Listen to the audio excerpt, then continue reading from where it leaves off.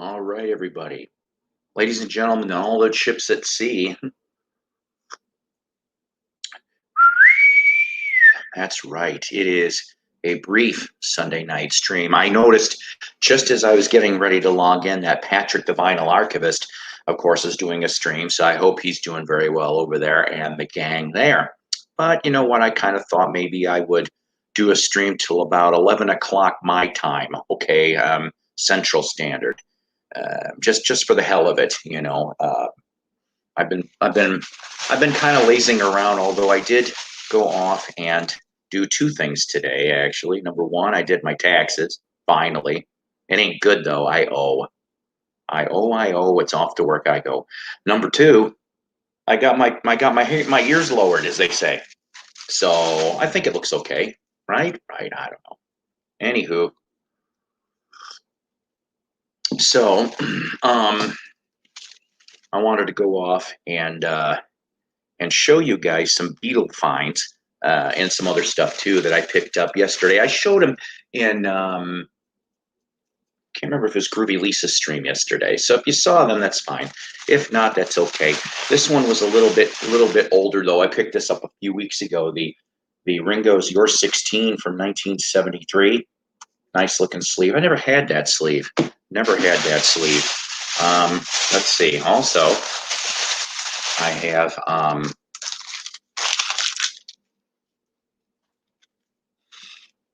a big Cheap Trick fan, of course, and so I've got the picture sleeve and the 45 for She's Tight from the One on One album. Yes, yes, yes. That's what they call the John Brandt years from 81 to 86.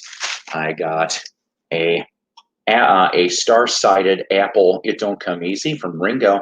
They have the fabulous Ringo. You know, I love this song. I've always liked this song, and some say that George had a hand in writing that thing.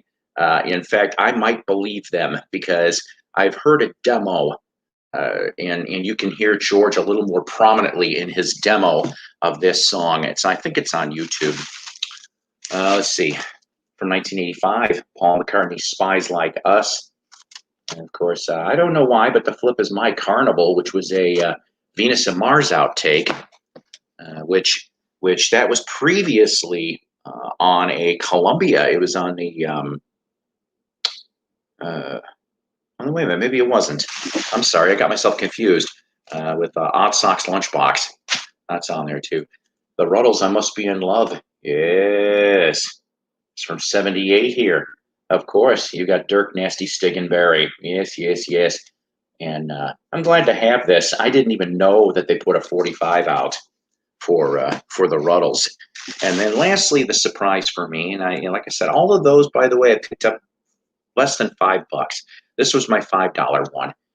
I got John Lennon, Instant Karma, We All Shine On, produced by Phil Spector and Yoko on the back. Yes. So that was my finds from yesterday, and the other one from a few weeks back. All reasonably priced. Sometimes the flea market I go to kind of surprises me. Also, Goodwill find. I didn't find well. I found some vinyl, but just nothing that really floated my boat. It appeared that I found some '80s Christian rock. Yeah, that's right. Yay, 45s. I know, Zach. I know. I'm sorry. I have a lot. Oh my God, do I have a bunch of 45s? I really, really do. We're talking about going back to the 50s, even stuff that I haven't shown anybody yet. And this is stuff that I even picked up. This is going to be sad. I even have stuff from pre-COVID days that I have neglected to show you guys. So anyways, I only ended up finding one book, though, from that talk show host, Mike Douglas. I'll be right back. Yes, you know what? I liked Mike Douglas. I really, really did. I would rather watch Mike Douglas than Merv Griffin, who was the other one back in the day. Here's a picture of Mike with Johnny and June Carter Cash. You have thousands. Yeah, I think you told me that once. You have thousands of 45s. Let's see here. Do I got another music-related one? Well, no. Here's one with Joe Namath and Dick Martin from Rowan and Martin's Laugh-In. Um, him and Alan Alda. I have a feeling it's going to be a really interesting read. I actually cannot wait to read that. Out of all honesty on that. Also, a couple magazines that I picked up. I didn't realize till I bought it that it was a little out of date, but I don't care. You're the Cat Stevens on the front of Gold Mine. This is actually from a couple months ago. Oh, and look, of course, Tiva telling you, one small sip for man, one giant pot for mankind. Yeah, yeah, yeah, yeah. And then the vintage rock here. Of course, the Beatles celebrating 60 years. It's back when they were 5. Yes, back when they were 5. I'm still jealous about Rachel's Stuart Sutcliffe find. I think that was pretty cool, if I say so myself. Oh, man. I'm going to go off. I'm going to tell a little story before I go into some vinyl here, okay? So I'm not going to mention names. I won't, because I don't think that's right. But this is a true story from yesterday. Okay, true story from yesterday. So I'm over at the flea market that I was talking about here in Northwest Arkansas, and I was looking at the first booth. There's 2 booths with a lot of vinyl. Okay, the first booth is like way overpriced in my opinion. If they could have dropped the prices about 25%, I think he would have sold more, because it just didn't look like he ever sold very much. And I think out of the couple of years that he was there, I've bought maybe 3 things. One was vinyl and 2 CDs. That's it. The CDs were reasonably priced, $2 a piece. The vinyl, on the other hand, I cannot say that. So I bumped into somebody that I haven't seen in about 10 years. He remembered me by name. How eerie is that? But that's okay, though. He originally came from another state, but he lived in the Northwest Arkansas area for quite a while. Excuse me. And we got to talking, and he said he remembered the first time that he met me was over at a Hastings. If any of you people remember the good old Hastings stores that are no longer around, books, videos, music, used and new, and stuff like that. I miss those stores. I actually liked Hastings. So the thing is that that was the first memory of him, though, of me anyway, that he remembered that he met me in a Hastings down in Fayetteville, Arkansas, and he thought it was my wife or at the time, but she seemed a little perturbed that I was still in there looking at music. So I went and told him, well, what's funny is, well, not funny, but so when he met me, it was me and the girlfriend who years later we would get married. So yeah, I kind of told him, I said, well, she's been gone now for a little over 2 years, and he didn't know that. He felt bad about that, told me about one of his relatives, and needless to say, so we're going through that booth, and then we went through another booth, okay? And for some reason, we landed on the band, okay? Specifically, let's see, what was it? I told him about the Robbie Robertson signed book that I have that I've shown here before. And then he proceeded to talk to me about Levon Helm. And I'm like, oh. And so the funny part about it is that and I didn't know. Let me put a backstory on this. This was maybe about a couple of years ago. Okay, I came across a book. There's a record booth at an antique store that I frequent that is 50% off, but his stickers are, oh God. See, that pisses me off. He thinks he's giving you a deal, but he's not. What a douche. He seems like a douche to me. I don't even know who the hell this guy is. So, not you, Zach, the dude at the booth. So the thing is that so I found a copy of Levon Helm wrote a book called This Wheel's on Fire, and it came out in 93, okay? And I found it here in town. And I said, wow, it'd be really funny if this thing was signed. I opened it up and the damn thing was signed, but it was personally signed, okay? But for a buck, I didn't give a shit because I didn't have a chance to read that book and I liked it. And so the funny part about it is, I brought up about the Levon Helm book, but he brings up more to the story, okay? So once again, we're talking 1993, all right? He puts out that book. He is doing a book tour, but it is coinciding with the band put out an album called Jericho, okay, in 93. And I oh, hang on. Here's my first guest, ladies and gentlemen. Yeah, Mason. hi. I'm going Avatar today because I am currently laying in bed. Okay. Well, that's fine. I mean, I hope you're feeling okay. No, yeah, I'm about to go to bed in 30 minutes, and I just wanted to Okay. pop in and. Okay. Thank you. Yes. So the thing is, with like I said, the band put out an album called Jericho, and so Levon Helm was doing a book tour at the time as the tour was progressing along, and so the guy that I was talking to at the record booth, he said he was there and he told me where exactly the signing was, which was cool. It was at a Walden Books at the Northwest Arkansas Mall, which is still there. It'll celebrate its 50th year as a mall in March. I cannot believe that. There's not that many malls that can say that, but this thing's dying. I can tell you right now. It's been dying for a few years. But so he told little bits of story about the concert and how Sweet Sweet Connie, who was the groupie, of course, that was mentioned in Grand Funk Railroad, she was from Little Rock and she was up there too, and she knew Levon, and so. And then to top that off, there was a drug deal that went on in front of this man's eyes.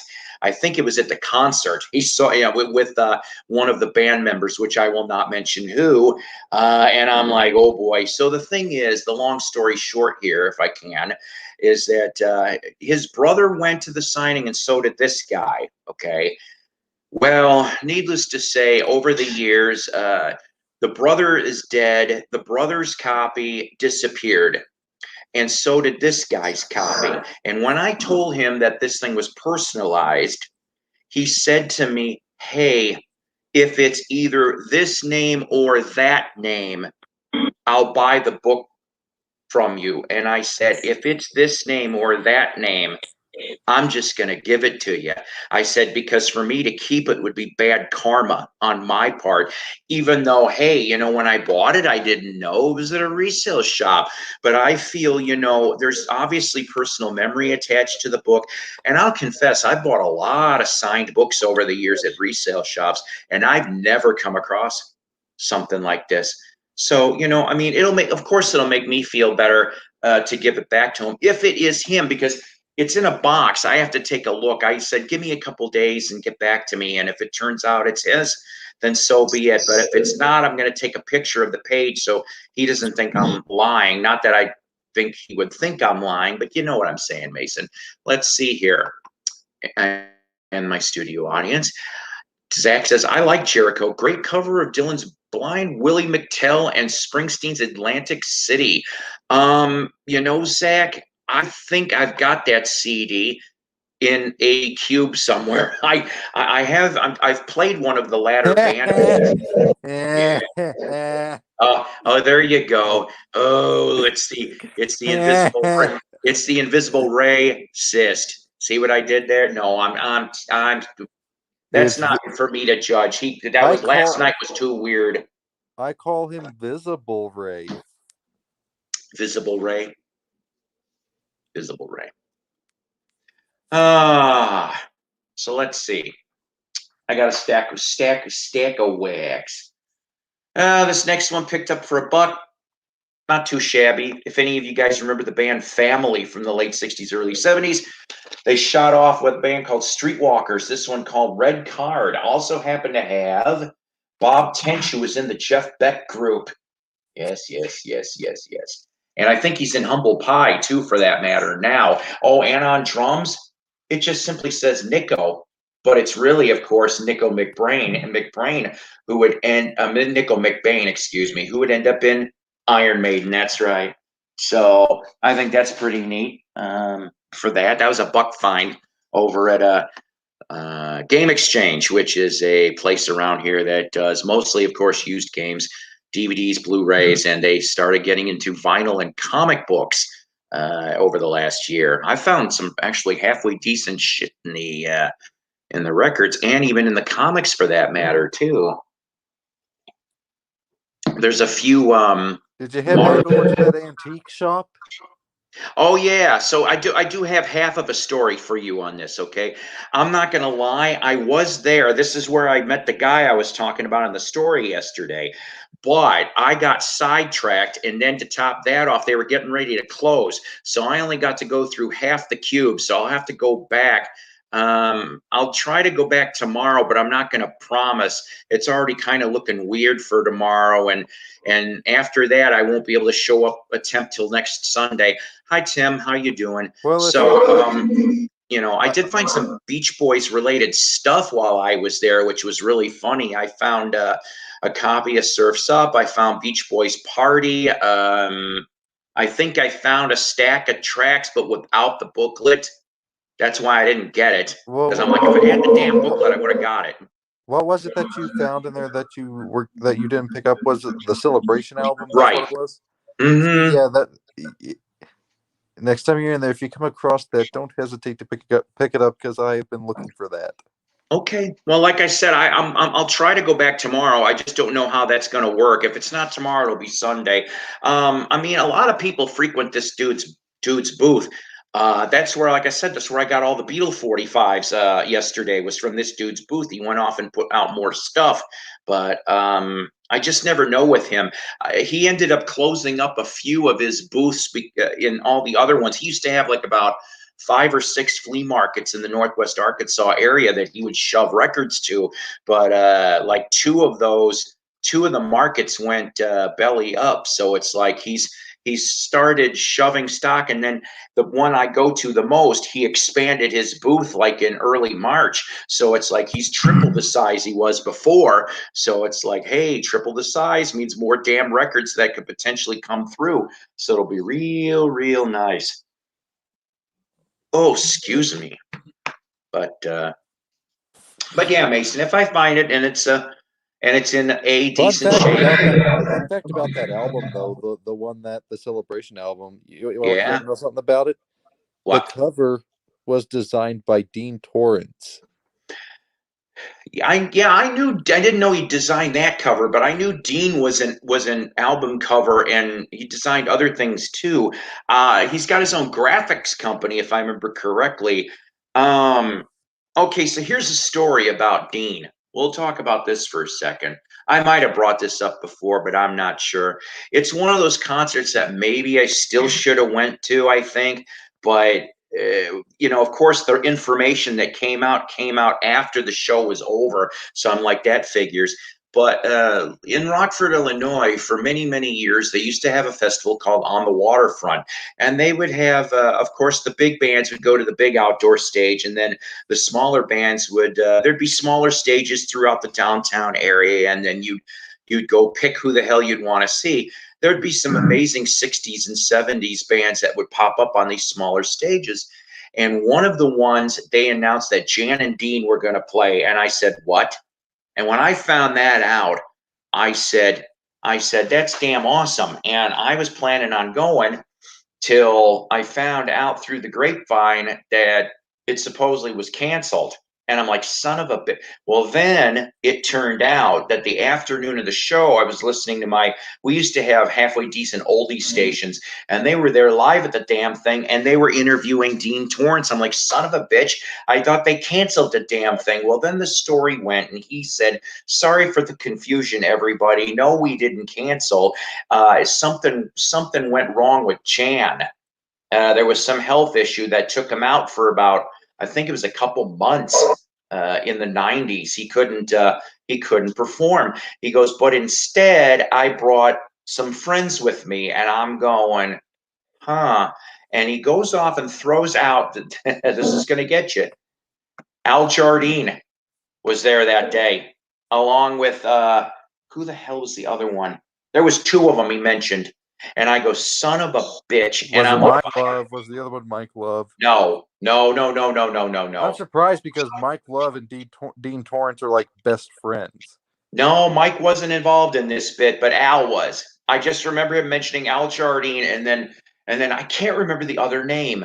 But as soon as I heard that, it was another surf type thing, and I'm going, shit, I should have went. And so that was one of my regrets. And I mean, let's face it, because it was on the smaller stage. Because if it was on the big stage on the outdoor one by the lake, you'd have to pay to get in. The smaller ass stages, the button that you paid for to get in would last you the whole festival. It was $3. $3 for a damn button. You could walk around all those stages. And if I remember correctly, that year they had the Turtles, they had Vanilla Fudge came back. It was 3/4 of the lineup. And I'm like, but all those other concerts happened when I couldn't because I was working. And I was just like, the Jan and Dean one was like the only one I had the day off on. And I was just like, shit. So um, I know that Jan wasn't so good obviously after the accident. I give him that he had a chutzpah to go and try to come back. Okay, I saw some videos that weren't exactly very good, but you see, that's where you kind of Like, well, what was his issue? What kind of accident did he have? I knew that he had an accident. oh man, oh God. Okay, well, this just came up recently as a memory on a Facebook feed. I belong to a lot of music history stuff, okay?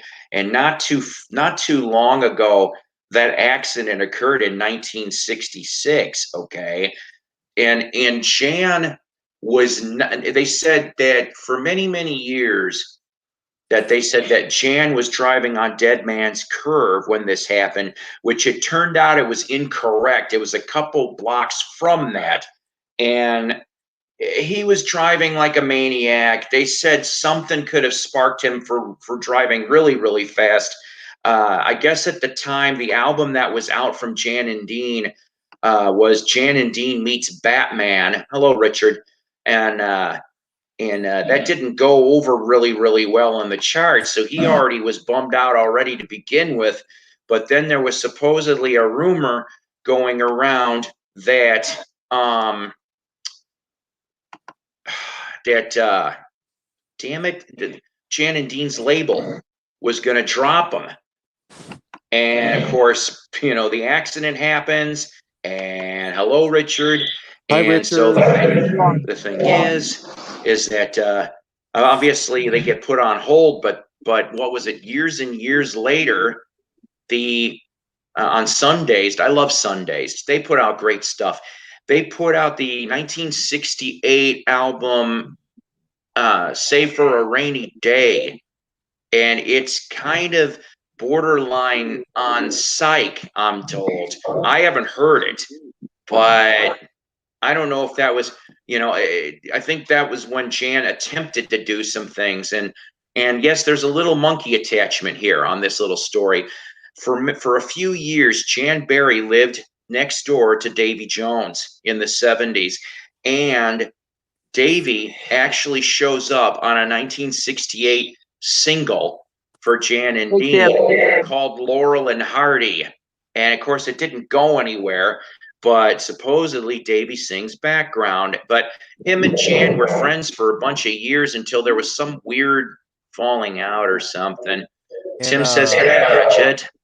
I also want to say that in 1973, Brian Wilson and Jan Berry collaborated on a single together. Um, I wonder if I know what you're talking about, actually. It's a song My called "Don't." It's a song called "Don't You Just Know It," and it was recorded before Brian lost his falsetto. I think I know if I'm right on this, and I don't know if I am. My friend Doug showed me that 45. If I remember right, it was on Ode Records. And it came with a special promo sleeve or something from Jan explaining about the single. And I never heard it, but he did, and he said it was not that good. Tim says the Rainy Day album is a borderline psych lo-fi album recorded in Jan's garage to try and raise money for Dean's medical bills. Interesting. What was it? I read in I can't remember if it was Vintage Stock or not Vintage Stock, Vintage Rock, excuse me, or Goldmine, that they started doing Jan and Dean twofers on CD, which one of them is Folk and Roll, which I'm told is not that easy to find. I've got a handful of Jan and Dean albums. I got a couple picture sleeves too, including Dead Man's Curve, which that one they claim is a little harder to keep because you could cut along the lines. It was a very weird picture sleeve. If there was some weird perforations or something. Well, I found this thing intact. And Mason, this is whenever I can find this damn thing, I'll show you that along with the one that I think you'll dig, Mason, because I found all this stuff for 10 cents a piece. And along with it was the very first Capitol Beach Boy sleeve. I've got it. It's in real nice shape too. It's gorgeous. Like the first Capitol Beach Boy sleeve that was ever used for their first pressing. It's got them with the surfboard, and they are wearing flannel shirts, if I remember correctly. Yeah, but is that in literal terms the original first one that was put out on the market, or is it just a reprint? Yes.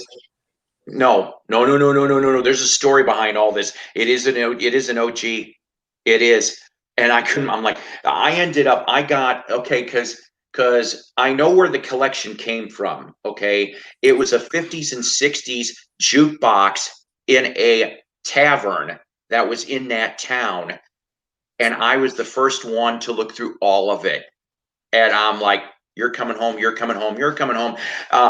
There was a lot of the sleeves matched the 45s. Some were just 45, some were just sleeves. I didn't give a shit. I ended up walking about this high to the counter. The lady at the Salvation Army knew me, and she goes, because we knew each other really well, and she said, how much can you spare? And I looked at my wallet. I said, I'm sorry, I got to get gas. I'd say $5. She goes, 5 it is. And I went, ching. That was one of my best deals. That was like 10 plus years ago, that whole deal. Back when things were real good down here. Yeah. Hey, Richard, how you doing, buddy? See my video today? I'm embarrassed. What's wrong? Did everybody see my video today? I'm kind of embarrassed of it. You did it. Well, you know me. I'm very much too busy to actually sit down and watch the video anymore. Because when I'm not on the StreamYard, I'm at work. Speaking of that, Mason, I was actually going to try to go onto your stream briefly, but unfortunately, by the time I came on, you were gone. I'm like, oh, well, I said, I'll probably bump into it soon, and voila, here you are. I'll tell you what happened, all right? YouTube finally got me. They finally got me for copyright. Oh, you tell the story, and then I have a story about what happened with me and you on the stream. That one from Friday. Because those things were huge. I was trying to get it all on screen so you could see the whole thing. Yeah, Lisa had mentioned that you were working on your room or something like that. Yeah, I'm gonna start working on. But those things were huge. I was trying to get the whole thing in the picture so that you could see all of the pictures. But those blocks are huge, so I couldn't get. I looked back at it and I was like, yeah, I don't know if you know this, Richard, but you DM'd me on Instagram like 6 photos of the same picture. Yeah.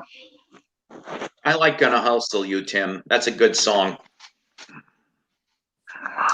So, Mason, Yeah. what did they ding you for? I'm curious because then I got a story about Friday. Well, I had been working on a Richard knows this. I talked to him about it on Instagram, but I've been working on a project, a Beatles project that answers the question, what if they didn't break up in 1970? So this is Beatles 1970 to 1981.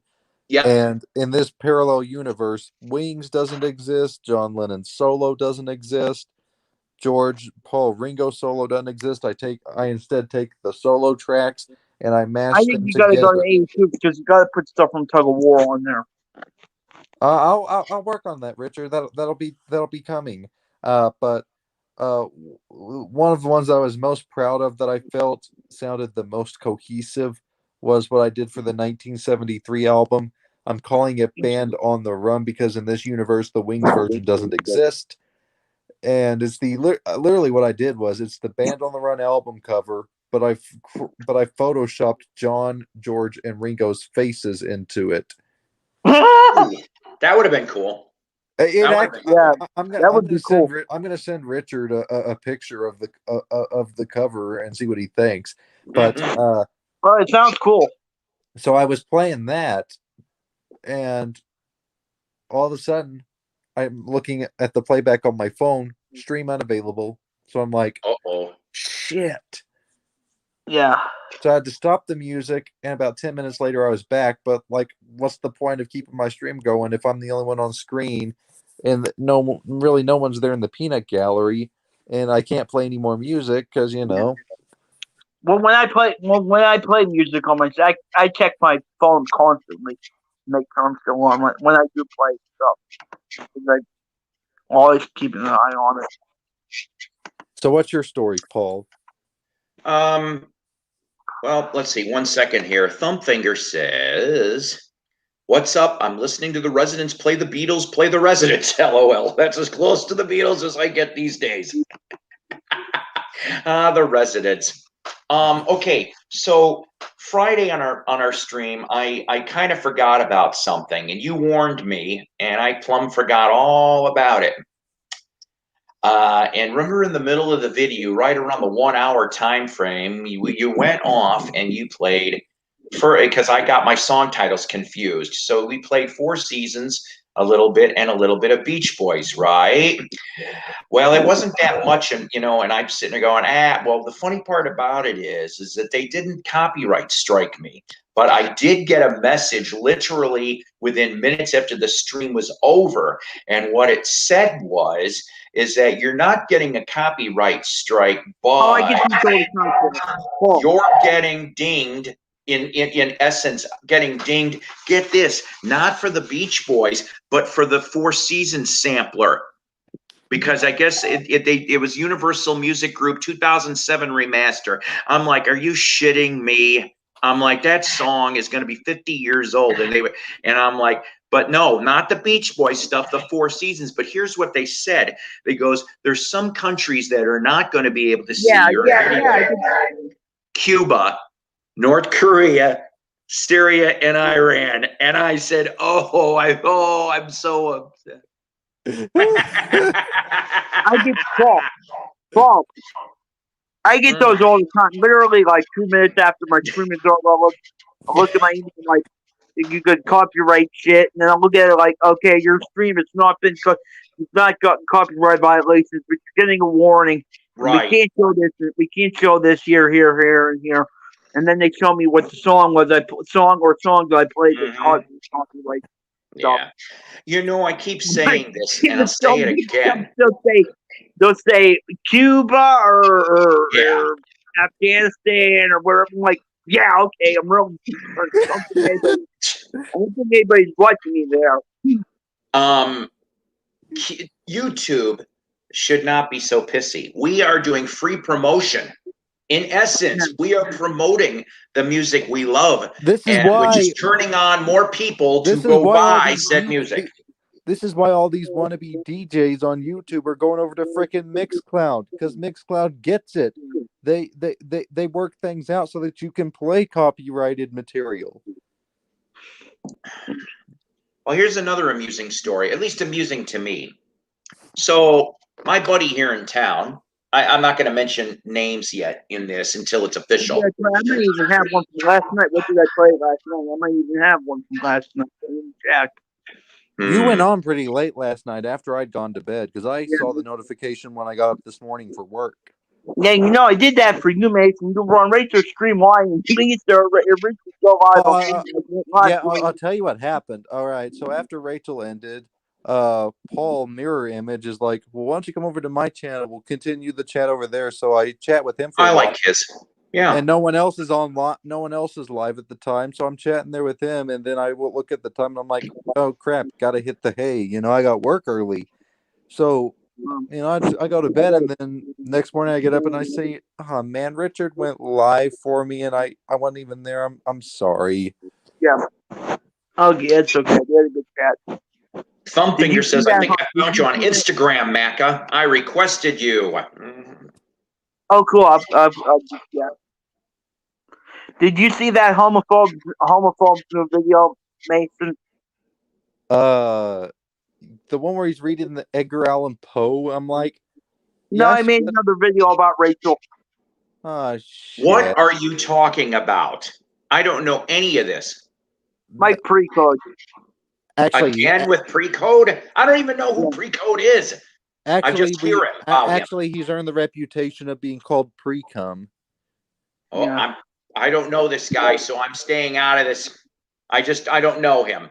Well, I know you guys have dabbled with Precode, it seems like, along with... I'll tell you, he's a Jehovah's Witness, and he's a hardcore one, too. Oh, wait a minute. Was that the guy that came up on screen trying to apologize, and there was like 5 or 6 of us, and I kept my mouth shut because I knew none of the situation whatsoever? Yeah, Richard was climbing up his throat the whole time. Yeah. Yeah, okay, never mind. You kept trying to stop me, Mason. I'm like, Mason, shut up, but let me do what I'm trying to do here, man. Well, reason for that was I hate confrontation, man. I do. Then you should have left, and you need to be chewed out. Like the needle to the groove, so are the days of the VC. Here, birdie. Anywho, so my buddy, who wanted to have the radio show, okay, the one I was involved in, and then it kind of died on the vine in December.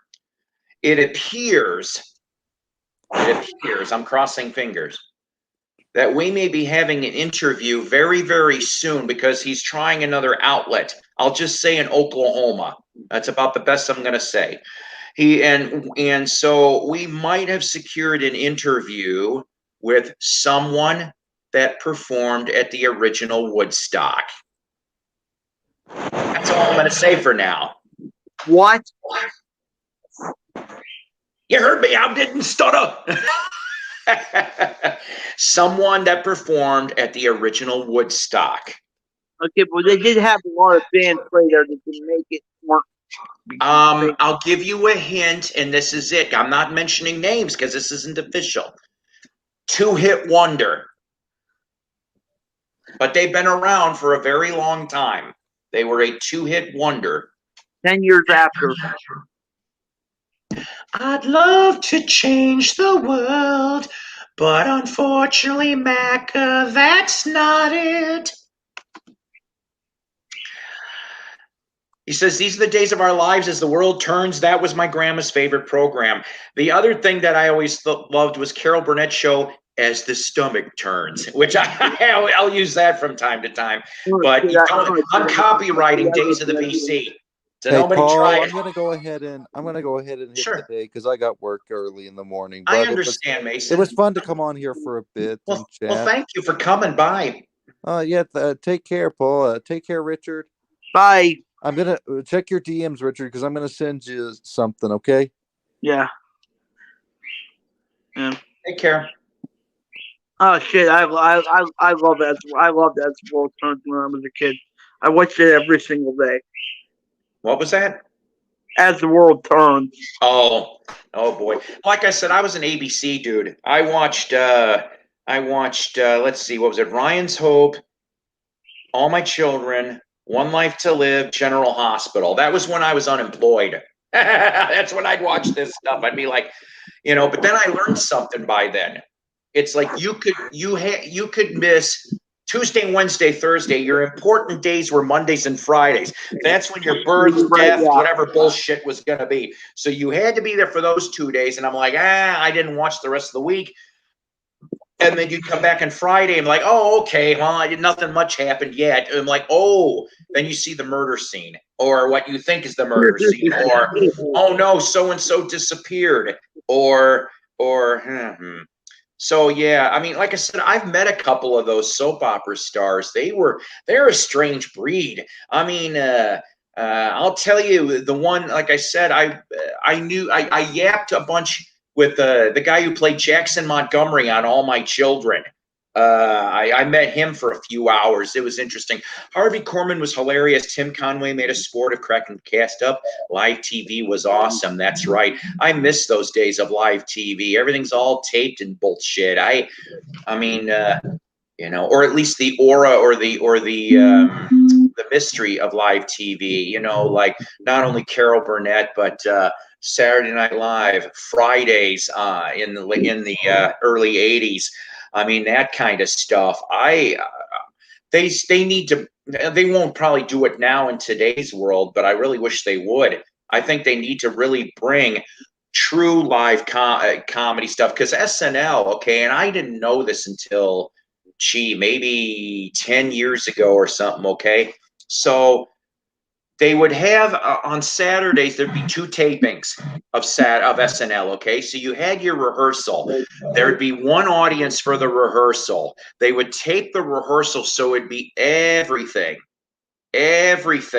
would be there. Okay, in case it screwed up or like the network feed or something didn't go right. So you had your rehearsal, then the true show after that. So that was kind of interesting. Well, until he comes back on, how about we do a little bit more vinyl? How about from Chicago, 1970s, The Flock on Columbia? Yes, yes, yes. This band did not get enough justice. Of course, Jerry Goodman, who'd come off and to go to Mahavishnu Orchestra and solo stuff, and he's still around doing things. There, a couple members of this band are still in a new band. If I remember correctly, it's called Dinosaur Swamp. I think that's what it's called now, and it's a couple veteran members from different Chicago bands. But the Flock is really, really cool. Now on here, Tom Webb, who in later years he'd be known as T.S. Webb, he actually lived in the next town over in Cary, Illinois, and he had, if I remember correctly, a service station, and he also ran a music shop part-time. I would have loved to have met him. I don't know. I just think the Flock is damn cool.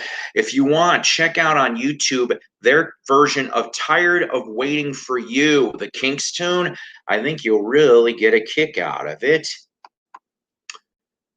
I don't think the Wokastanis are going to let us have you.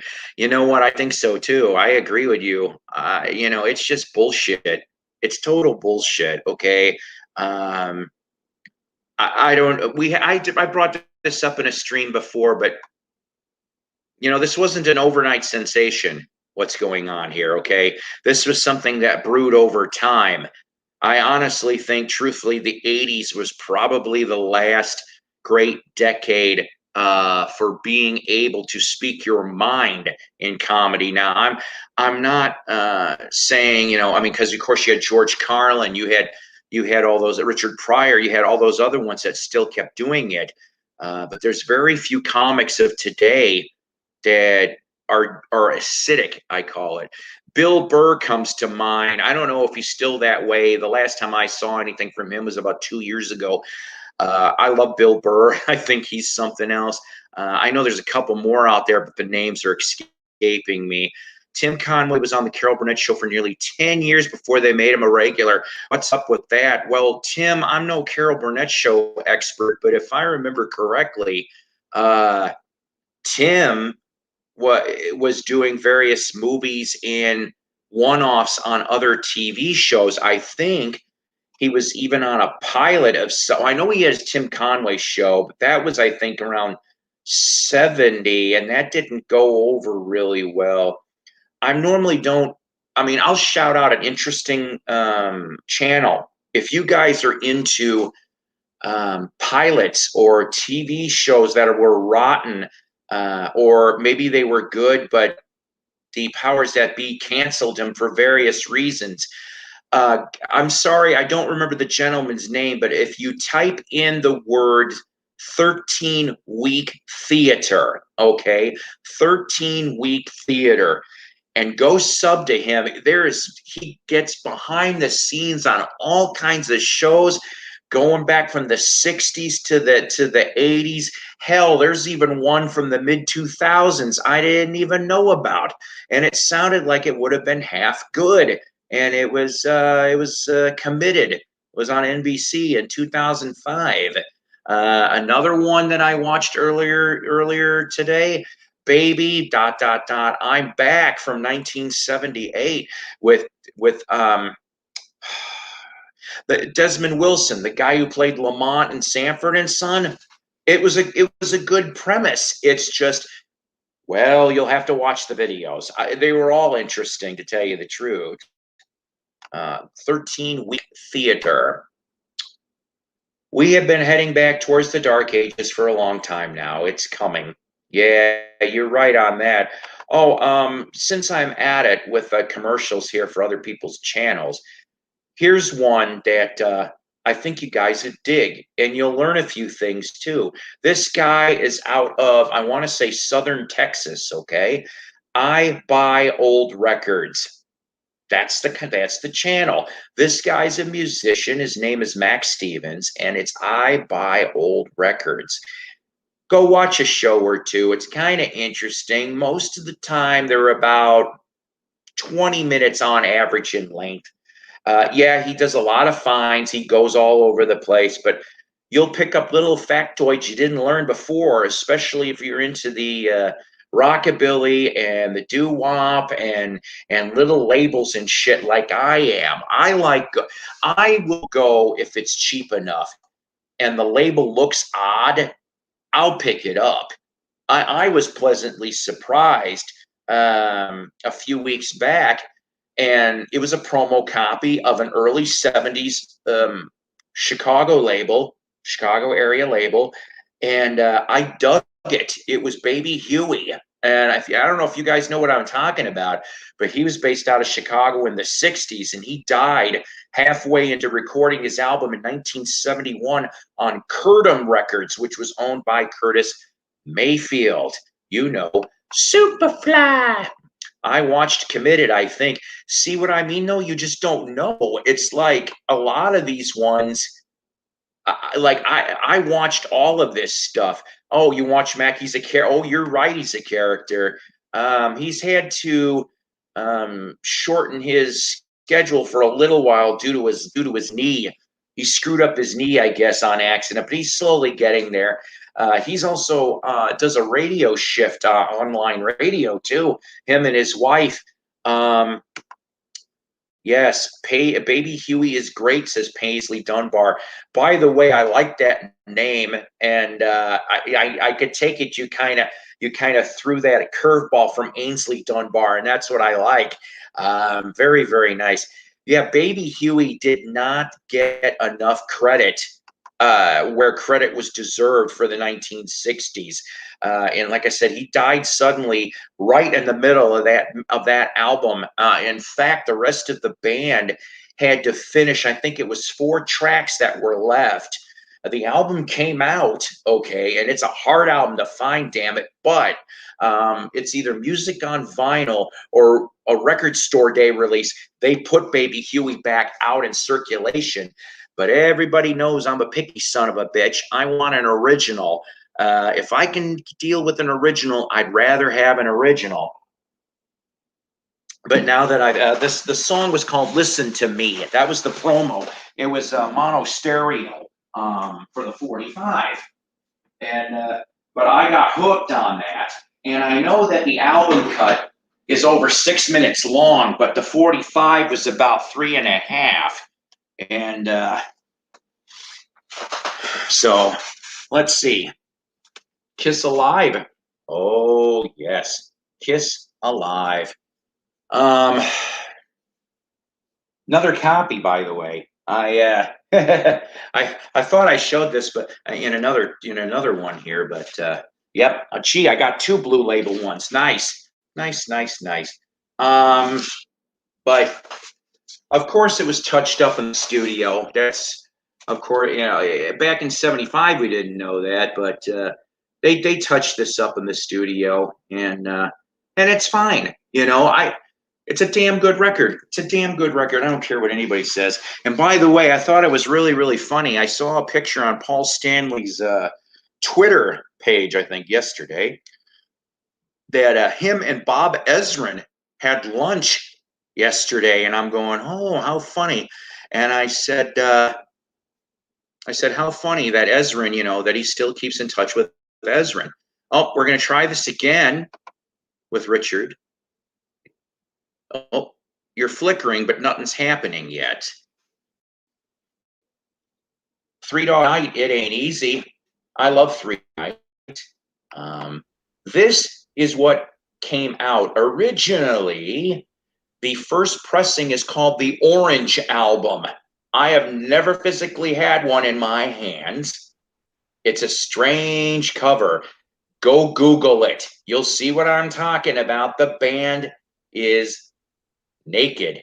I don't want to see 3 Dog Night naked, but that was the original, was the Orange Album. And I'm led to believe very few escaped the printing press, and it got replaced with this picture. So, like I said, I love 3 Dog. I think 3 Dog, for what it was worth, even though they didn't write any of their damn stuff. I love 3 Dog. On here is several really, really cool songs. Mama Told Me Not to Come. I love that one. But my favorite is Still Out in the Country. I think anytime that comes on, even when Mama Told Me comes on, I will crank that up to 11 on my car stereo and sing along. Out in the Country was the one I was always kind of lukewarm on. I was never that big a fan of it. 3 Dog is another one that deserves to be in the real Music Hall of Fame, ladies and gentlemen. Such talented musicians, yet the egos and the drugs got in the way. That was the problem. There is a really cool book out there. There's several reprintings actually now. 3 Dog Nightmare from Chuck Negrin. Go, if you are a 3 Dog Night fan, or you just want to find out. There's even there's a chapter on the Beach Boys in there too, Mason. You're not listening right now anyway, but there's a chapter about them being Redwood, because that was their original name before they went to be 3 Dog Night. They were going to be Brother Records' first signing. And on the 3 Dog Night anthology, the Redwood tracks are on there from the 90s. But so, I mean, it's an interesting history on the band itself, and I won't go see them now because it's a joke. If you would have saw them when it was Danny and Corey, it might have been half okay. But it has not been 3 Dog Night since 1985, and since Corey's dead, and he's gone again. And I know you'll be back. But all that's left of the 1 Dog Night is Danny Hutton and Michael Alsep, the original guitar player. Floyd Sneed is still alive, but Floyd Sneed has not been with 3 Dog Night since 1985, if I remember correctly. And sometimes he will guest on I am tired. Chuck Negrin's records. Here's one that I literally saved out of a dumpster. There was nothing wrong with it. There was a garage sale. I asked the guy, hey, is there any records? He goes, you should have been here 10 minutes ago. I go, why? He goes, because then they wouldn't be in the dumpster. They were in the dumpster. Yes, I dumpster dived. and the rain was getting ready to come down. I didn't grab very much, but I grabbed this. Yes, J. Frank Wilson and the Cavaliers with Last Kiss. Where, oh, where can my baby be? The Lord took her away from me. Yes, yes. And you know what? This was a half-hard album to find. I don't know if it really is, but I will tell you this: it is near minty. It's really very near minty. J. Frank Wilson was not the original artist for this. Believe it or not, Wayne Cochran, the dude that wrote and performed CC Rider. Is he strangling that girl? You know what? You know what? It almost looks like it, doesn't it? Yeah. Why am I thinking of that? What was that relative of the Kennedys? Oh, never mind. We're not going to go there. We're not going there. But I saved this literally out of a dumpster. And I'm glad I did, damn it. I'm glad I did. Because, like I said, it's not an easy album to find, I'm told. All right, for you hair metaler people out there, I said hair metaler. This is one that I picked up in that when I was in Northwest Illinois, and I went through. I was the first one to go through this guy's heavy metal hair metal collection. Okay, found the 12-inch of Stars. That's right, Stars was the charity single from '86. All and I know you're like, okay, well, who the hell's on it? Oh boy. Well, where do I go from here? I'll read these all the best I can. Tommy Aldridge, Carmine Appice, Vinny Appice, Jimmy Bain, Frank Bonelli, Eric Bloom, Mick Brown, Vivian Campbell, Carlos Cavasso, Ronnie James Dio, Don Dokken, Kevin DeBro, Brad Gillis, Craig Goldie, Rob Halford, Chris Holmes, Blackie Lawless, Craig Goldie, George Lynch, Ying Wei, Mick Mars, Dave Manichetti, Dave Murray, Vince Neil, Ted Nugent, Eddie Ojeda, Jeff Pilson, Donald Buck Dharma Roser, David State Hubbins from Spinal Tap, Rudy Sarzo, Claude Schnell, Neil Sean, Paul Shortino, Derek Smalls from Spinal Tap, Adrian Smith, Mark Stein, Jeff Tate, and a bunch of others. Yeah, nice and near minty too on Mercury Polygram. I'm glad to have it. I heard it once. That's about it. Once. You know, everybody was in a charitable mood back then, right? I don't know how many of you guys ever went and watched Live Aid when it first came out in '85. I was cooped up. I kind of hurt myself, okay? And it was on the first day of the first hour of my first bigger job out of high school, okay? Just got out of high school.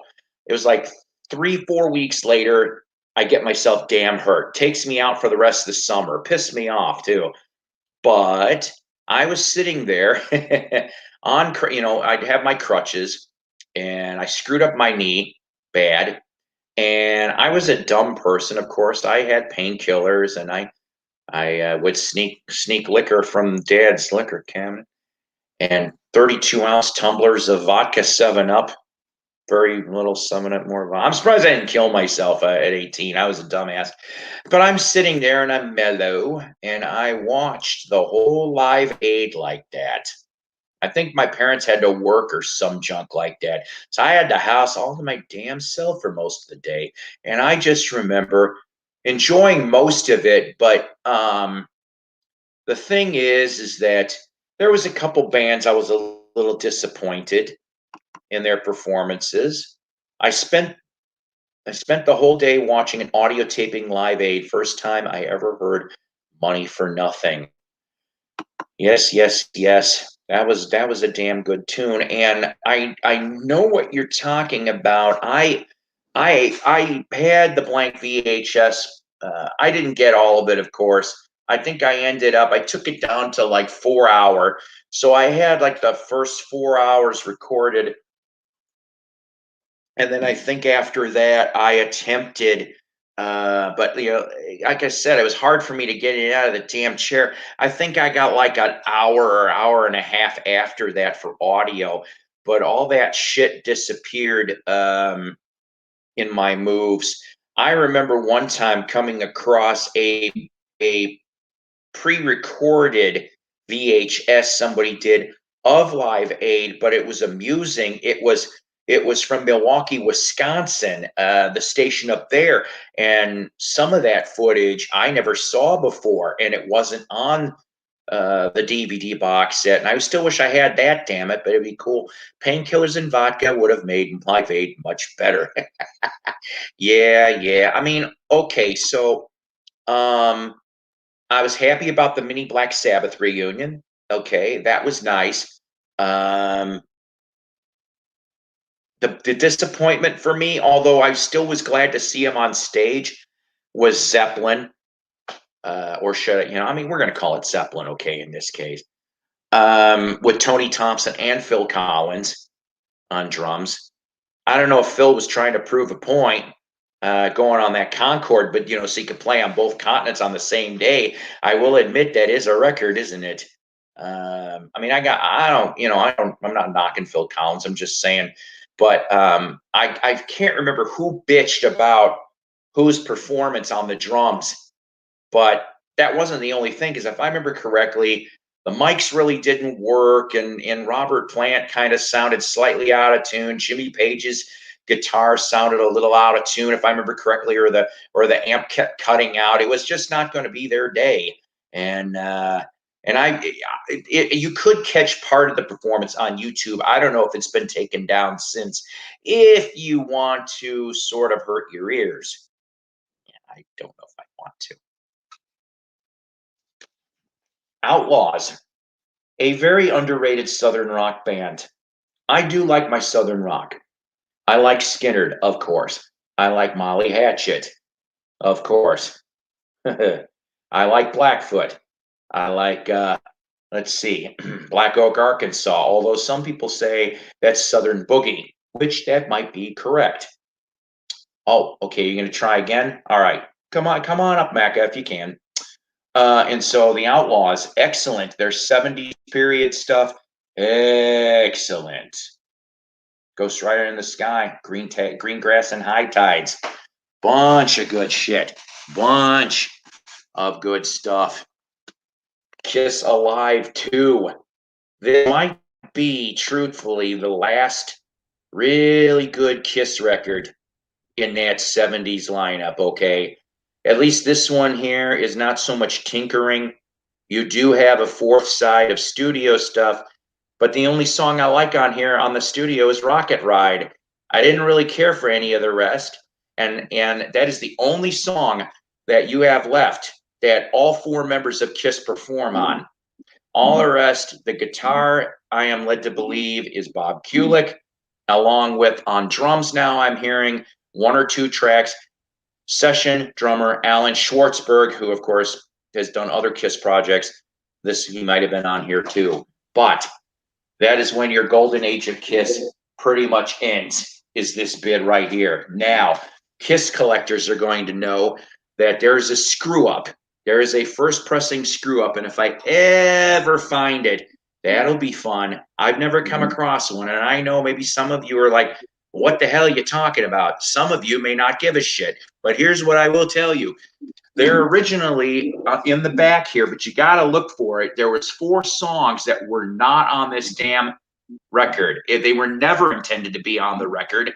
One of them was Hooligan. That's what you can look for. If you find an Alive 2 and it says Hooligan in the track lineup, you have an original Goof first pressing of Alive 2. That never went to the labels. It only was on the cover. So that's how you can find a true Alive 2. Now, how many pressings are there? I'm led to believe no more than 50,000, but that is what I was told. And Phil Collins was upstaged, oh boy, by Nancy Reagan's dual time zone funeral event for her to Viva la Jet Set. Viva la Jet Set. All right, We're good to have Richard back. I know it's been, I get bad connections too, Richard. I think I'm No, finally just, I no, want I to get. keep getting text. My friends are texting me. I keep getting text, and then Mason keeps sending me these pictures for pictures of the album he's making. He wants me to look at. Well, does it look decent?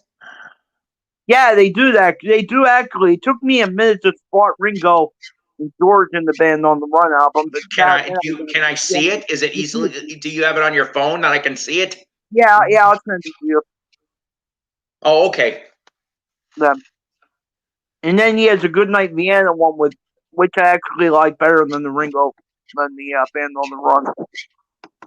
See, and Ringo, I mean, I think Mason's got a good idea here, but let's shift this for 2 seconds, okay? This is something that I kind of, of course, this is a woulda, shoulda, coulda scenario, okay? If there would have been proper management, and I don't mean Alan Klein because he wasn't going to be, but if there was proper management, they would have got in. See, that's why, Brian. Damn it. No, I don't think Brian killed himself. I think it was an accidental death. That's what I honestly think. But if he was alive, I don't think the shit would have festered as much as it did. And what I think maybe would have happened, and once again, I'm just guessing, but in '69, whoever the management would have told all four of them individually, okay, look, firstly, this is a boys club. You never had wives, girlfriends, any of that shit in here, and it's not going to happen now. Secondly, you guys are all getting on each other's nerves and each other's throats. You guys need to take 1 to 2 years off, do your solo shit, come back in 71, 72, and let's see if you still got the creative juices. Yeah. That's what a proper manager would have done. And I think the Beatles could have at least made it into the early 70s. That's my guess anyway. Well, I would have hated that because then I would have never got Wings. Yeah, okay, but let me tell you, this is an opinion piece, and like opinions and assholes, everybody's got one. But while I have McCartney, I have Wildlife, I have Red Rose Speedway. All right. I have all those albums. I've listened to all those albums. All right.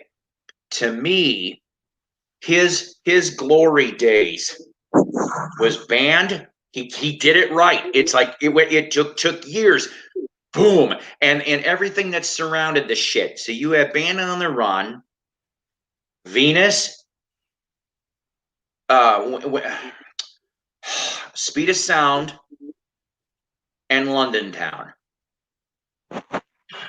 And Back to the Egg, okay? And that was the golden era. And then, of course, obviously there was some leftovers for Tug of War, which he started doing that after McCartney too. Those were the damn golden years, okay? And I agree with you about that. I'm not saying they were the golden years. I'm saying they are great music. Past that. I was talking with a friend of mine yesterday, and we brought up about the Pipes of Peace album, and I said, I remember I didn't even pay for that album. That was given to me because I that and a couple albums I worked in inventory for the record store I used to go to. And he says I could pick a couple albums, and that came out shortly before, and I'm like, I'm going to get this. And I remember taking that and putting it on the turntable. And of course, I remember Say was already out, MTV. And at that time, because I was 15 going on 16, I'm sitting here and I'm going, well, okay, I said it's an okay song. I didn't think it was great. And now, unfortunately, I've heard it a lot more on my local radio station in the last 2 years than I've had since 1983, and I don't want to hear it again for a while. Wasn't that the same album that had So Bad? Yeah. Yeah. Now, see, I like So Bad. It's like there was probably 3 or 4 songs off that album I really liked. The rest of it, to me, I'm like, ugh. And then here we go, because I know once again I'll be pissing people off.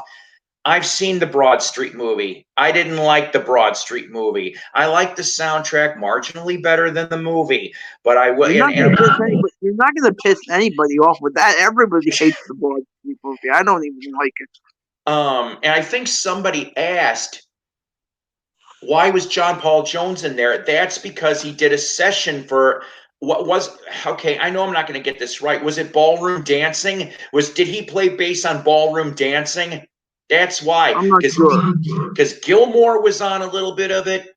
I think he's on a track or two. John Paul Jones, that surprised me. I was going, oh, okay, he's on here. Ringo's on here. I'm like, anytime Paul and Ringo are together on a record, I'm always happy because it's like, okay, they're still here. And then I didn't like Press to Play.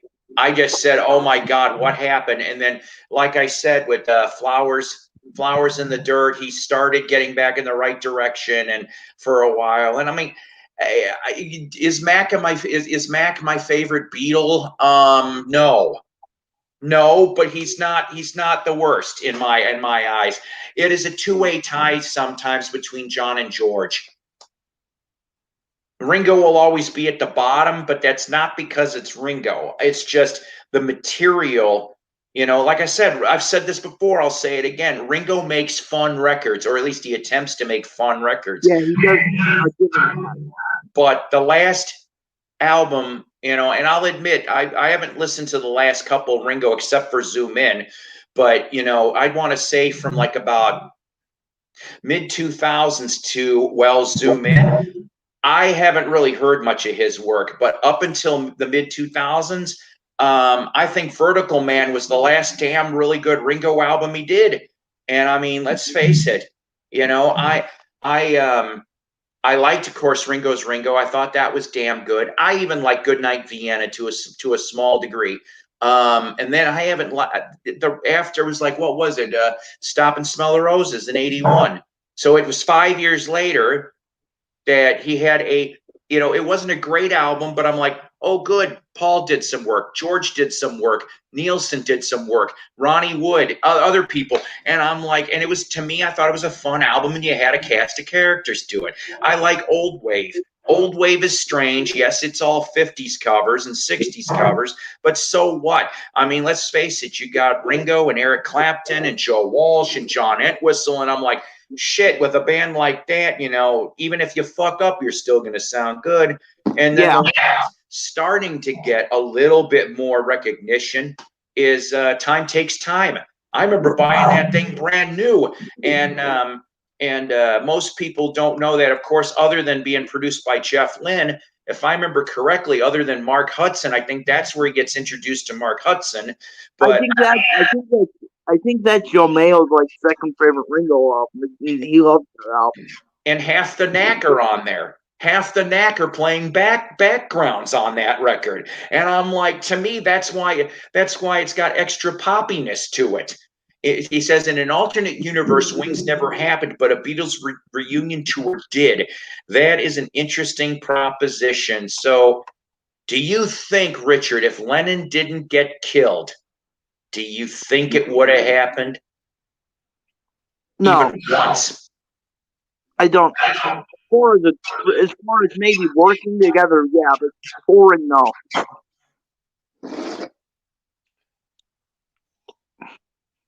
Well, I don't think they would have ever toured again because they didn't want to do it and not be as good as they were. They were worried that they didn't want to do it and be good but not good. They wanted to be as good as they were. They didn't want to do it and not be any. They wanted it to be perfect. They didn't think it would be perfect, even though. Right. I kind of agree with you on that. That's why I think. Because before Lennon got shot, they were actually talking about getting back together, and they had some thoughts on going back to work together about it. Maybe. Well, the story goes, and then I guess from the way Lennon said a little bit about this, Ringo said a little bit about this, and Neil Aspinall said a little bit about this. that supposedly, what was it? Not January, because he was going to go back into the studio with Ringo with the 2 tracks he had for him for the originally it was called Can't Fight Lightning. So that was what it was originally called back then. And he goes in February, March, he was planning on going back to England.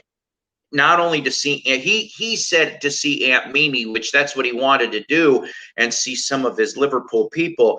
But there was a hidden agenda to all this that only the other ones knew about, because that 10-year long and winding road documentary that Neil was working on under Apple Films, they already sort of had this weird little thing. They're like, okay, when the end credits roll for the documentary, pan out, soundstage, you have early 81, all 4 of them performing incidental end credit music. That was going to be your reunion. And that was going to be the end. That was going to be the end. Everyone would have shut up, including me. I'd be like, oh shit, mine would have been blown. 1981 Beatles for a couple minutes as the credits are rolling and you're hearing it. And I'm like, all of us would have went, and I would have been satisfied. I'd have been there. The legacy still would be there. Here we are, 12 years later, you bastards. We came back for a few minutes. Now shut up. We're gonna go lead our lives. That's what it was. Because Lennon still wanted to do that 81, 82 tour. He wanted to do the world tour. So it's like everybody was gonna go back and do their own thing. And I think it would have shut up the public. I really do. And then that would have been the end. But no, the one we will not name had to ruin it. That bastard. Let's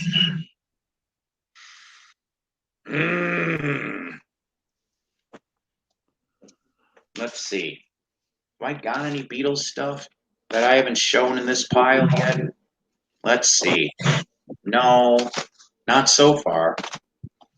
I always pull piles at random out of my record thing, so I never know what I'm really looking at until I start talking. Oh well, that's okay. So you thought my video was okay today, Paul?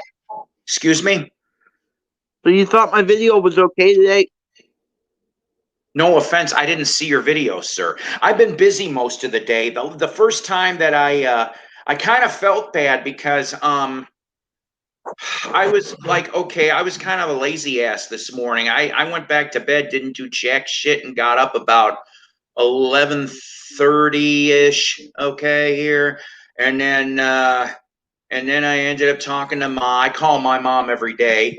And then after that, I'm like, okay, well, I don't want to sit around here all damn day, because I almost was going to do a stream in the middle of the afternoon. And then I remembered, I'm like, oh, wait a minute, Fab Gab's probably on, so I'm not going to bother there. So I said, well, I'll do my taxes. I did that. And then I went and finally got this done. I got my ears lowered. And next thing I know, it's 6 o'clock my time. And I'm like, ah, shit. So I ended up grabbing dinner. And then I think I remember I was on the phone waiting to get my hair cut. And I saw Doc Dacus had a stream. But I'm like, well, I'm not going to chime in there because I know they're going to put me in the chair. And then I saw, when I was getting ready to eat dinner, Mason had his stream and Lisa. But I'm like, I'll come back to that in a little bit. And then the next thing I know, Mason's gone. So I'm like, well, it happens. So no, I didn't know you did a stream today. And because I do get alerts on some of you guys. So that's why I chime in when I looked at the video before I uploaded it. I thought it was okay. Then I rewatched it when it was uploaded, and I'm like, oh, this looks like shit. So what necessarily did we do? But in the video, what did you do? I was doing a new Beatles find video, but the thing I was showing was really, there were 3 things and they were really big. So I was having trouble getting the whole thing in the picture. And I kept turning it around trying to show the stuff, and I couldn't get all of it in the picture. Could you tell me what they were? Well, it was, people saw it already now. It was It's a promotional display for the Beatles anthology when the anthology was in the stores. With a promo display that they put up in the stores. When the anthology came out. That's what I bought at the record show yesterday. Oh, yeah, I was going to ask you about the record show. I'm glad you reminded me. So I take it went well. They're really rare, really hard to find. So when I saw them, and I got a really good deal on them. Thanks, Humfinger. When I saw them, I couldn't turn them down. I had my mother help me because they're big. Wow. Yeah. They're like big. They're cubes. They're like cubes. They're really our big. Next guest, ladies and gentlemen, welcome Ethan to the program. Oh, Ethan. Hi, Paul. Hi, Richard. Hello there. I don't have any promotional anthology things with the exception of I won when Anthology 1 came out, or excuse me, before it was going to come out. The oldies station in my town were doing a Beatles weekend, and they said, hey, it was either every hour or every other hour, we're going to give away Anthology 1. You have to be, I think that with them it was like the 9th caller. Now, of course, this is before cell phone days, so I'm sitting here with my touchtone, and would you believe this bastard here won one of those, right? So I go get it, and I go open it up out of the plastic and everything, and I open it up, and ingrained into the Apple CD is promotional use only purpose. I'm like, holy shit, this really is a promo of Anthology 1 now. I've seen a few of those since. If we're talking about anthology promos, can I show you what I picked up last week? Yes, please. I love promo stuff. Promo 45, promo record, but especially promotional. Whenever I find promotional displays, I always let me make it big, Ethan. I have a promotional record. Oh, okay. This is the not for resale Anthology 2 sampler LP with 7 tracks, completely official on Apple. You know, it's got the U.S. Apple label. 1996. It cost me a pretty penny, but I got it. And Ethan, what were the 7 tracks? Okay, the 7 tracks, and it's weird because there's also a promotional CD sampler, but they're not the same tracks. It's Strawberry Fields Take 1, I'm Down, I'm Only Sleeping, The Rehearsal and Take 1, the strings only of Eleanor Rigby, the different version of Only a Northern Song, the alternate Tomorrow Never Knows, and the Sgt. Pepper Reprise alternate. Nice. I did not even know they did that for that. That is awesome. And Hudson says, lucky Ethan, glad you can play some of your anthology. Do you know what, Hudson, is that in reference to the fact that, I think I've told Hudson this, I own the 3 anthology records. They're sealed, though. Damn. And I'm not...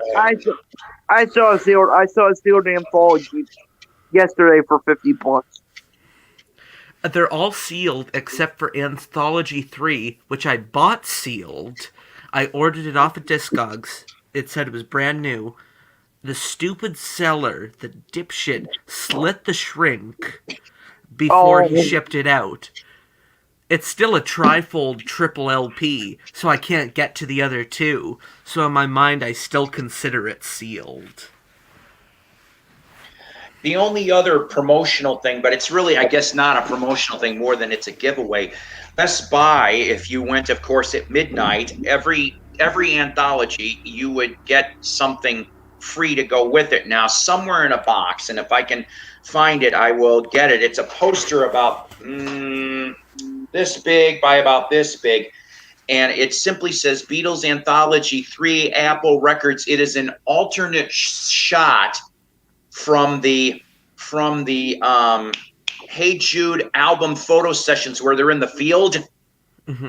It's a different shot than I've seen before, and now I'm like going, oh wow, neat. So I've got that somewhere around here. That's the only thing other anthology stuff I've got. That's awesome. They need to put that shit on Blu-ray. with a bunch more extras. Well, the thing is with that is I don't know how they could certainly re-release it, but it wouldn't look that much better on Blu-ray because it was in the 90s and it was shot. I'm like 90% sure it was all the interview stuff was shot on videotape, which you can't really upscale to 4K, where you can scan all the film stuff to 4K and make it all nice and even 1080p. Like the film stuff is stuck at 420 and you can't get it any better. Well, that's true too. You're correct on that. But I mean, what I was getting at, I guess, mostly is that there was some interviews that were left off of there, and all. When I call it the Threedles. When the Threedles did the jam, there's about almost an hour more that they did it, and I'm like, put the rest of the crap out, please, because I'd like to see it. I'd be first in line to buy. I think we all would like to see it. I would too. Well, I love promo stuff, whatever it is, promo CDs, promo records, promo 45s, but I especially like the promo displays that the store had when they came out, and they put the stuff they put this stuff in the displays. So whenever I can find them, I always try to buy them. That's what I got yesterday. I love promotional posters, but they're so hard to come by, like of the Beatles, that the only one I have is like a really long, kind of short one of the Beatles' Love. That's like, ridiculously wide, but very short. I got the promotional display for the 2019 Happy World re-release from Barnes & Noble. Is it like a standee thing? Yeah, it's a standee. God damn, you Americans in your Barnes and Noble with your cool displays. Like I tried to put because they literally just throw the shit out after. No, I know. That's the thing. I remember when McCartney or when Egypt Station came out. I went to the States, and at Barnes and Noble they had one of these little like countertop standee things where all the records. That's the one I need. That's the one I desperately need. If anybody's got one, I will buy it off you. I've been looking for that since. The thing about it is, it had my name on the back. The Egypt Station one's what you're looking for, Richard? Yeah. Shit, if I knew that. Yeah, if I knew that, the Barnes & Noble in my town had it. If only I knew, I could have got that. Sorry, I cut out there. I've been looking for that for 3 years. Can't locate one anywhere.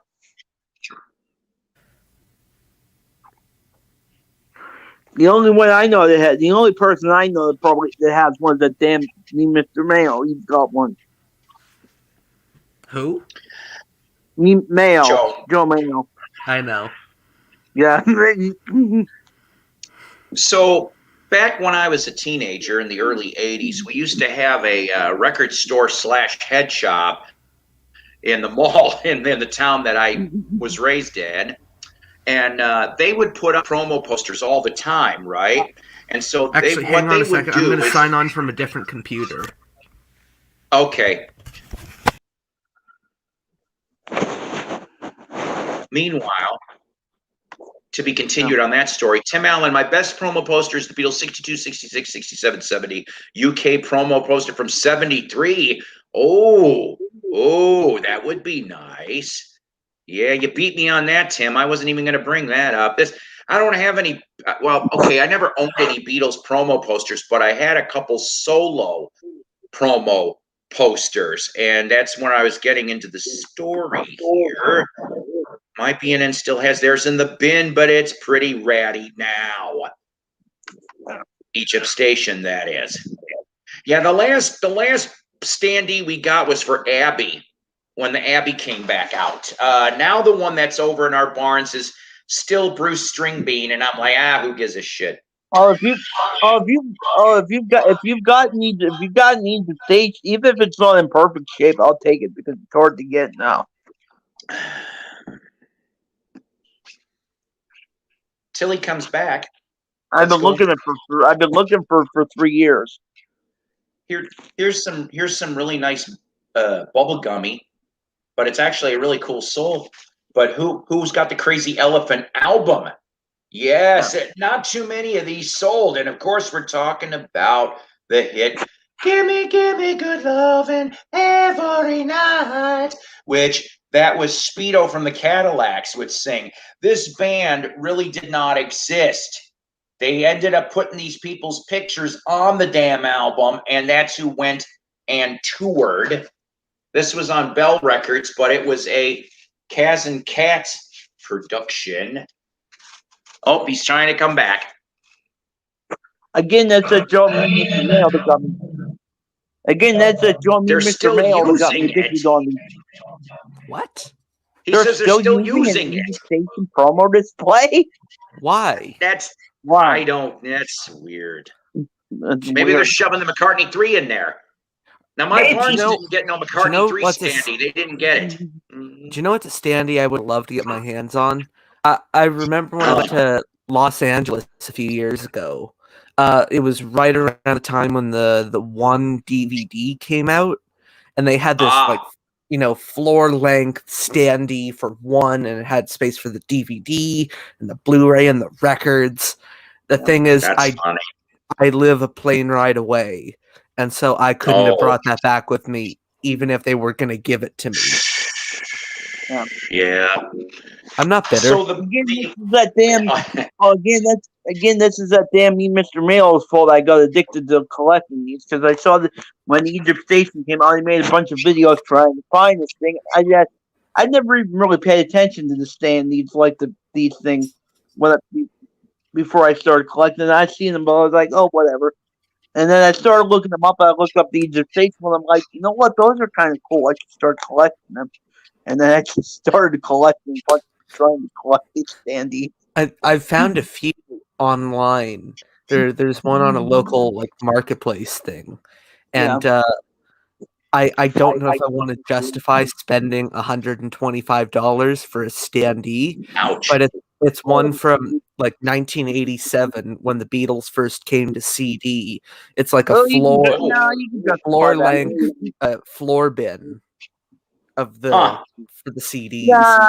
That's justifiable. That's justifiable from 87. I think. No. Yeah, I know, but it's $125 on pieces of cardboard that I don't know if I have room for. Yeah, but it's collectible because they throw the shit out. Yeah, but collectability, schmelectability, I don't have room for it. Yep. I barely have enough room for all my records. I don't have room for these things either. They're huge. Then why'd you buy them? I'm not going to buy them. Why'd you buy them? Because I wanted them. How much were they? I paid $75. Okay, that's not bad. I got 3 of them for $75. They're worth a lot more than that. They're worth a good bit more than that. Reinforce them with concrete. You got yourself a bed right there. Some sort of weird abstract sitting bed. Oh my God! It was an order couple. They were really nice. I think they liked it because they talked for me for about 20 minutes. They cut me a deal on it. I think they won more than that. So the head shop / record store that was around, it was called Sound City, and it was around from about 1976 to about, I'd say, 84, because they got busted. They did get busted for, I'm assuming the marijuana type stuff, even though they had behind the case the bong pipes and the filters and this and that. But I think somebody was dealing in there, and that's why they closed the shop down. At least that's a rumor I heard. But the point is that they would turn around, and yes, they put the promo posters. They had a big enough place to do this. And if there was a promo poster that you wanted, there was little, I don't want to say auctions, but it kind of was. But the thing was, there was certain charities that each one of the employees belonged to, and so the store wouldn't get the money. The money would actually go, and they would mention what charity the money would go to. They would do this every month. Yeah, and so I would say I started bidding on these posters right around 80. Okay, so I was wrong. I did have some Beatles ones because I remember in my head So I ended up with, in a 3-year span, I had the Beatles rarities because I always liked that shot in the middle. I missed out by this much on a double fantasy poster. I was kind of pissed about that. But got the Ringo Stop and Smell the Roses. I got Tug of War for McCartney. I got remember Real what was it? Real Music Real called. Music. I got that. And then I think the last Beatle related one I got was 20 Pipes Greatest of Hits? Peace. Oh, No, but those are the and then the only other one that was pretty cool was Stones related. When Tattoo You came out, they made 2 different promo posters, and the first one, of course, was the tattoo head with Mick. Okay, that was the front cover, which was in red. The back cover was in green, and it was Keith Richards all tattooed. Now, somebody grabbed the Mick one before I could, but I was able to get on a decent bid. I got the back cover, and it still said Rolling Stones Tattoo You, but it was Keith Richards, that part. And so I had sliding closet doors, and they never got interfered. So I would change them out every so often, and then they would get the good old album cardboard. They'd have the covers and shit. Those were always in a box for free. It was like first come, first serve. So I'd end up with all kinds of good shit out of there. I even ended up with a Zeppelin Coda poster out of there. I grabbed it before somebody else got it. So I'm like, nice. From 80 to 83, my bed was half cool. Well, I'm at my desk, and the thing is, it's right here, so I can show it. This is my weird long poster for Love. Well, I like that. That. The thing is, I have no more wall space anymore, so now it just kind of lays against my display cabinet. Tim says, I was involved in a bootleg bust working at a record store in the mid-'80s. 3 cars full of FBI guys, and I was alone in the store. It was not my best day. Tim, I'll tell you something. You got me beat on the bootleg story, but I'm not going to mention names. But the store I frequented for 25 years that opened in 79 to, well, maybe about the same time frame as yours, Tim. This is kind of goofy. Okay, so the guy who owned the store, he would do a little bit of this in the back room. So you'd catch a little occasional whiff mixed with the patchouli and everything else he would cover it, and the coffee he'd making. So there would be undercover and local cops that would come into the damn record store. They didn't give a shit about that. They wanted the bootlegs. They bought the bootlegs. They didn't give a shit. They took a blind eye to that in the 80s, okay? I think it was like maybe about towards the late 80s, the bootlegs disappeared off of that record store shelves. And I asked him, I said, was it because now I read Goldmine religiously. Goldmine was a kick-ass magazine of the 70s, 80s, and early 90s. Okay. They're still kind of around, right? Yes, they are, but they're not as good. Sorry, Goldmine. Yeah. So the thing is that there used to be a guy, and he always advertised on it was either on the inside back cover or the back cover, and all it was bootlegs, bootleg, and the dude was out of Florida. Oh, and I'll just say his first name was Richard. I won't say last name, even though I know it. So there's this guy named Richard out of Florida, and he sold bootlegs, I guess, since the mid-'70s in this magazine, okay? And so for 10 years, we're going to say, for the sake of the story, he bought that space. Next thing you know, they get his ass. They did. They got his ass bad. Not only did they search his home, he had a business. He had him in the business.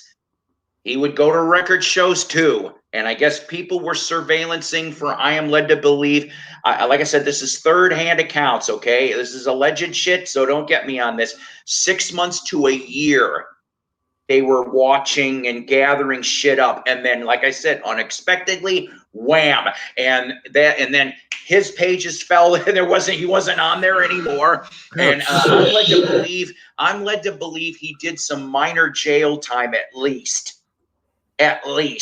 Now, like I said, I'm not trying to talk out of turn here, but that was the power of, you know, the FBI and whoever. For yes, Columbia Records and Springsteen were behind the bootleg crackdown. That doesn't surprise me. I also remember, and it's on YouTube. It's kind of amusing, but yet very frustrating for Neil. Yes, I'm talking about Neil Young. Went to a record store this is early 70s in New York, I think. And his buddy was there to film some of this, and he sees this bootleg on the damn shelf in the record store. And he's like, hey, and the guy behind the counter, I don't know if he knew about it or he was playing off being innocent, whatever. But I guess this guy would sell bootlegs of several different artists, because he saw, I think it was, I can't remember who said that they saw Dylan and Beatles and Stones in the racks. You know, okay, even though I talk about my friend's record store and he had all those bootlegs, I couldn't afford them. There was no such thing as cheap bootlegs. Okay, not in the 80s. Prohibitively expensive. But boy, were they fun. Oh, that's how I mean, like, okay, even though so the only Beatle related bootlegs that I had the Beatles. It was Heard the Word, because back then in the 80s, have you heard, you know what I'm talking about? Have you heard the word? Okay. Yeah. So they stuck that on bootleg. And of course we find out later that it wasn't the Beatles, but it was Tintin, which was one of the Bee Gees and somebody it was Morris. Yeah. But I'm like, I still liked it anyway. I mean, even I could tell it wasn't the damn Beatles, but I'm like, I don't know who it is, but I like it. And so I tried searching down that thing, and then there was some Let It Be outtakes on that album and stuff. And then let's see, so that was the only Beatles one. Oh no, wait a minute. I had that and the Shay concert. They called it Shay the Good Old Days, and it was so generic. It was a black and white for whatever early 1980s cover slick job. It was an alternate shot of the Butcher cover, and it said there was a star and it said Shay the Good Old Days. Huh? Alternate? Yes. Yeah, it was not the Butcher cover. I didn't know anything about an alternate shot of the Butcher. Oh, there's tons. Yeah, so there was an alternate shot from the Butcher cover photo sessions, and I'm like, oh, that's neat. But like I said, you're talking early 80s, and I mean the sound quality on these things ranged from horrendous to passable to oh wow. But the oh wows, you're going to be paying that shit. One of the more interesting bootlegs to me, anyway. It was John Lennon Teddy Boy, and I got this thing. I think that was the only one. I found it in a buck bin. And I think I got it because there was a little water damage in the corner. And it was a color shot. I think it was 64, 65. It's John is sitting down against a wall with a big-ass teddy bear, okay? And then the back was, I can't remember, it was a black and white shot. But the point was, there was a little bit of the one-to-one concert. There was a little bit of him being a DJ in Philly on the radio. There was a little bit, and I kind of liked it. What was it? Monday Night Football. There's somebody taped it. There was a bit with him and Howard Cosell. I'm like, I like this shit. There wasn't a lot of music on it, but I'm like, I never heard any of this stuff before. And in the buck bin, I'm like, of course I'm gonna like this. I still have. Can I show my two favorite bootlegs? Yes, please show me your favorite bootleg. And these have very kind of inappropriate titles. Hi, Merrick. Am I saying his name? Is his name Merrick? Am I saying it right? I'm gonna say Merrick. Merrick's been on my stream once. Merrick. Tim, you are so right. I'm led to believe he even snuck in disguise, or I can't remember, at a Beatle Fest. in New York. I thought he was in disguise. I could be wrong on that. Merrick from Western New York, yes. And Hi, Merrick. oh, good. Why Thank do you I for have an getting the echo? reference to the title, Merrick. Yes. That is why I called it that. I figured somebody would get the Spanky reference. I'm glad you did. All right. Okay, I'm You going to make ready? a Why do I have figure an eight. Then echo? hang on. I don't know. I don't have one. Okay. So we're all familiar with this, right? We're familiar with the American Help. Yeah. Yep. Now, something we might be less familiar with is this. Oh, come on. What the? Well, I don't have to say it because the word's on the album. I'll say it. Boy. Fuck. Yes. So what's on the thing? Really? What's on Okay. it? It's just What in God's name is that? I'm actually not sure what's on this. Oh boy. But the next one, Sex down this to the Beatles. Probably. Oh, It's definitely not the no. Beatles because I don't think the Beatles would sanction anything with the F-bomb on it. Now, Oh, John, this you're hitting is- the G spot. this is the most I've ever paid for a bootleg, and I bought it. You know, I knew I was being kind of fleeced a little, but I did not care how much it cost. I wanted this. The Beatles versus the Third Reich. I have seen that boot. That is goofy.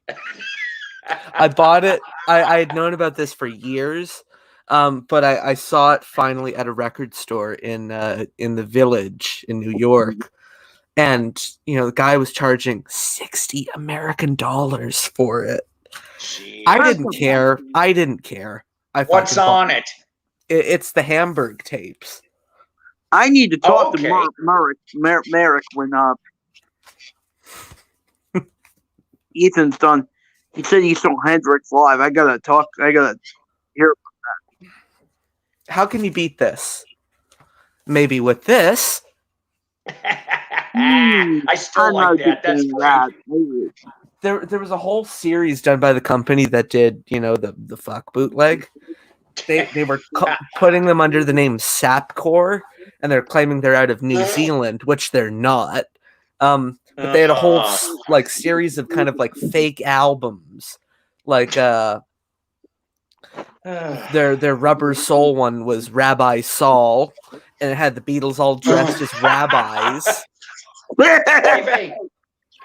vey. Yeah. I hope the Jewish people weren't offended by that. I think the White Album one I was got called Jewish heritage, so I can say that. the White Album one. I think was called like the Little Red Album, and it was the Beatles in the style of a communist propaganda poster on the front cover, like an old Soviet era. Yellow Submarine was Mellow Yellow. Oh my God. Oh, bootlegs are. Oh, wait, I forgot about one that's not inappropriate, kind of official, but really fucking weird. Go get. I don't really collect bootlegs, but there are definitely some interesting ones. Hello there, Sam. How are you? Howdy. I don't know if you subscribed to me. I don't know if you're subscribed to me, Sam, but I've seen you on Matthew Street channel. I think I've seen you on the Miss Mayo channel. Okay. All right, hang We're on. all familiar. Okay, we're all familiar with this help. Oh boy. Now, okay. now what's this one gonna say? This one was released in 1979 in the Netherlands and Sweden.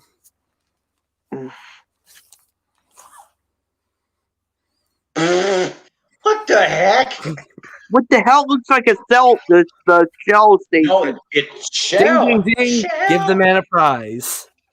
I I mean, this is a bootleg copy of it, but this was an actual tie-in for Shell Gas. Like, there's a whole campaign called The Beatles Sing for Shell. And so they put out Help with the Shell logo on the front cover. This is the record I pull out whenever I have friends over, and it's like, hey, you want to see something weird? Because Yeah, he's it always- the gas man. And they just look at me like man. they look at me like I just dropped like an aborted fetus on their lap. Oh my god.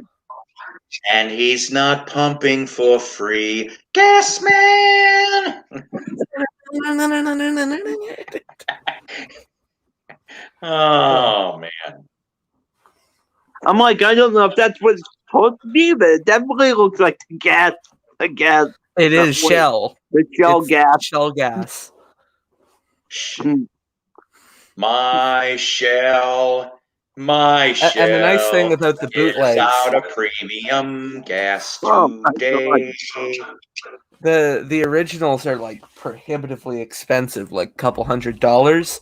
You can get this, I got it for like $20 in Houston, Texas, and it's on green vinyl. Nice. Not very green, for a fucking gas company. It's not easy being green. Thank you. Oh my god. It's not easy being green. What other Beatles groups do you have? No, Weird ones. that's pretty much it. I want I have weird one ones. called I don't Beatles. want any regular ones. I want the weird ones. I only have the only other one that's kind of interesting is I have one called, it's not even that cool. It's just called Beatles Not for Sale. Oh. Ugh. I think I might have had that. Somebody gave that to me on a blank cassette. It was Beatles Not for Sale, but it was a cool boot back then. It's for the audio quality. I was surprised. Got that in the 90s. I had some CD ones. I had a Beatles at the Beeb, but it was mixed with other artists. They did this whole series of the Beatles at the Beeb, and they had these fantastic covers. And I wish I had them all. I wish I had any of them. Our good friend Joe Mayo went to ye old Princeton Record Exchange, and he picked them all up for like $10 a pop. Damn. Like, I love Joe. Nothing but love, peace, and love for the guy. I wanted to punch him in the face when he said that. I love you, Joe. I love you to death, Joe. But quit screwing me out of my stuff at Infinity Records, man. Well, Richard, to be fair, that's his local. That's his store. You're the one kind of undermining him in that situation. Rob. Hi, Rob. Rob is, I used to work with Rob here in town. Hey, Rob. He's a musician. He's a musician, too, and he's an all-around cool dude, Rob is. Him and me used to yippee-yap about music all the damn time. In Big Town. Hey, I'll tell you. Yeah, see? In the Big Town, we're doing swell. Just swell. You have the Black Album? No, I don't have the Black Album. I wish I had the Black Album. Beatles bootlegs are stupid expensive now for some reason. Yeah. There is. I want to complete my holy trifecta of like really politically incorrect Beatle bootlegs. There's one that I saw at a record store a few years ago. It's modern, kind of in print-ish. I swear to God, I had it in my hands and then I put it down, and I've been kicking myself for 4 years. The album title is The Beatles' White Power. I've actually heard of that. And it's like self-described, like the least politically incorrect Beatle album or whatever it was. And it had like all the, the Get Back, thing where they're talking about, oh, we don't need no Pakistanis, or all that stuff. God. It's full of that stuff. I first heard that in the early 80s, that version, and I'm like, what the hell? And I'm just one time, and I remember it was at Rainbow Records. It ain't called that anymore, but Rainbow Records in Palatine, Illinois. I'm out there just finding my thing. That's where I ended up finding my Monkey's changes for $20. That was the best deal of the day. But as I'm getting ready to leave, this guy comes in and he brings a box, and half of them are Beatle bootlegs. And I'm looking over his shoulder without him noticing. He had Sweet Apple Volume 1 and 2 in the nice boxes. He had the Black Album. He had a couple more. All right. And I'm sitting here and I'm like, oh God, I'm kind of in a way hoping that he buys them, but in a way not. For some reason, he looked at him and he took a pass.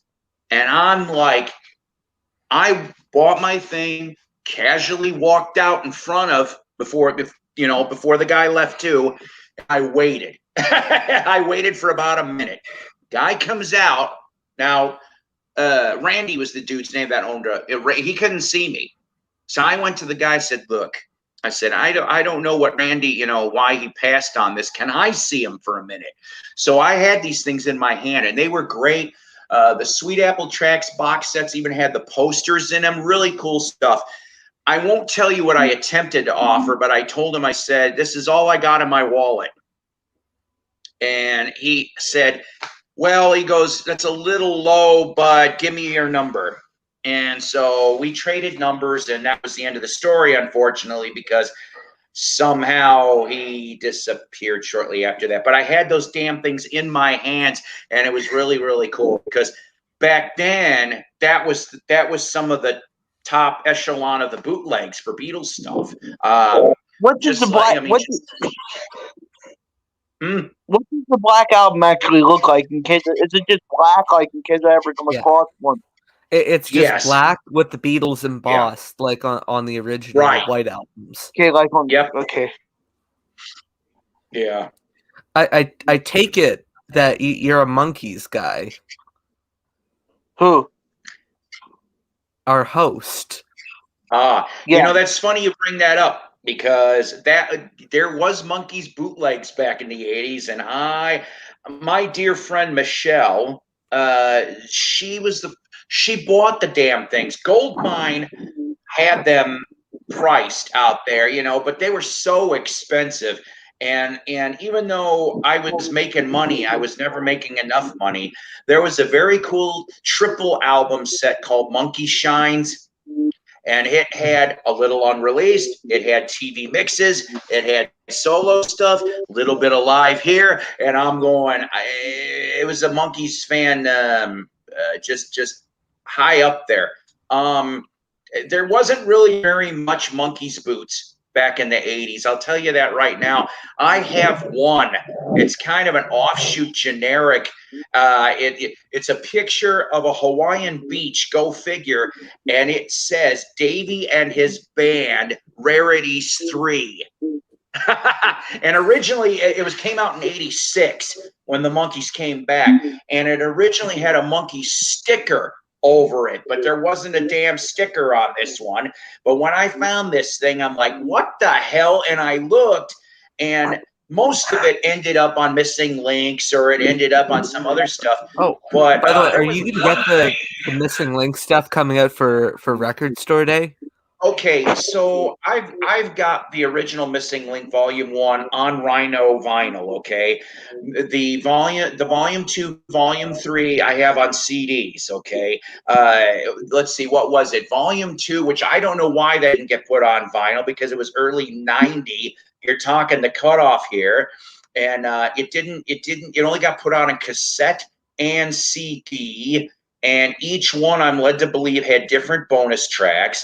And then the CD3 or the Volume 3 came out as a CD only. So I know some people will try to be completists, and considering they're only putting out, 2,000 or 4,000 copies of each one. I'm sitting here, I'm not holding my breath. I mean, sure, it'd be nice to have. I don't give a shit about Volume 1. Somebody else can have that one. I'm like, that's it. I want 2 and 3. I at least want that one's one. been reissued in the past few years too, like non-Record Store Day. Oh yeah, 2 and 3. I think so. No, just number 1. It's been reissued, right? Modern, right? Yeah, I don't need one. I don't even need two and three. If I just happen to come across it, sure, I'll buy it. What the hell? But Friday music is kind of sketchy. I'm sorry to say that. If it was a Rhino production, I'd be all behind it and be like, okay, because we know what we're getting. All right, but these are transfers from something, and the thing about the volume 1 through 3, each one is going to have 4 bonus tracks that were okay. Like, so the vinyl for one originally, okay, when the CD came out for one, there was bonus tracks in 87. All right. Cassette, I think the same thing. Well, now for the Friday music, they're going to put 4 bonus tracks on the volume 1 colored vinyl. I guess the track listings on Friday music for each of them. You can go look. I do not remember what they are. So volume 2 will have 4 extra tracks. Volume 3 will have 4 extra tracks. But I'm led to believe that there's nothing special about those bonus tracks because they've already been released previously. I'm assuming they took them from the CDs. But Would you be more excited? Or sorry, I'm sorry. would you be more excited if it was like Sundays putting it out instead of Friday music? Yes. Sundays put out a very nice set of the original albums. I have only ever come across one because they were colored vinyl. There was posters. I mean, Sundays. So, okay, like all right. So 80s and 90s Rhino, I loved. Sundays is a great label. I love that one too. Norton Records was another one. Bear Family. Okay, they're excellent out of Germany. Of course, they're pricey, but they take care. They know what the hell. I mean, it's not for the casual fan. It's I've only just come across a few records that were on Norton, and I think that was just the first two Pretty Things albums I saw. yes, and the Sonics and the No, Wailers. And I don't know if anybody has heard here in the broadcast, but there's another rock and roll death that happened. But I guess it was Friday, but it didn't get announced until this afternoon. Mike Mitchell, who performed the guitar solo on the Kingsman Louie Louie, oh, died at the age of 75. I always loved that damn song. I love the history of that damn song and how so you're going from it was originally a sea shanty to Richard Berry going off and doing his own version to the Kingsmen get a hold of it, and of course everyone knows what that sounds like. But if were trying to be in a band in the 60s and you could not play that or Wipeout, you did not deserve to be in a band back then. But what was funny to me, and there is evidence of this, is that the FBI played that damn record forwards and backwards because there was rumors of dirty words that he was singing for that song. And I'm going, come on. And of course there wasn't. The guy that sang it was interviewed. And he goes, I don't know who the hell said that. He goes, the closest thing, and and I guess you have to hear it somehow, like maybe with headphones or something. The drummer screwed up or something, and in the back of the mix, he did supposedly say "fuck" because he screwed up in the back of it, but it kept in because they only had 1 or 2 takes, and it was like that's it. Friday music just uses the same master Rhino used. Okay, I wasn't entirely sure. There were bonus tracks on the Sun. Yes, there were. You're right. I just can't remember why I didn't grab the Sundays. Maybe because maybe I just didn't have the money, or because I had the original issues already. Well, got to run. I wanted to come by, say hello. Thank you, Rob. Come on a lot more if you can. That didn't sound right, but I know where I was going on this. And keep spinning those discs along with those backgrounds a little bit later. Yes. I wish I had some interesting Monkeys records to show you. The only things I have are the '60s Canadian versions of those albums. Davey? Hang on.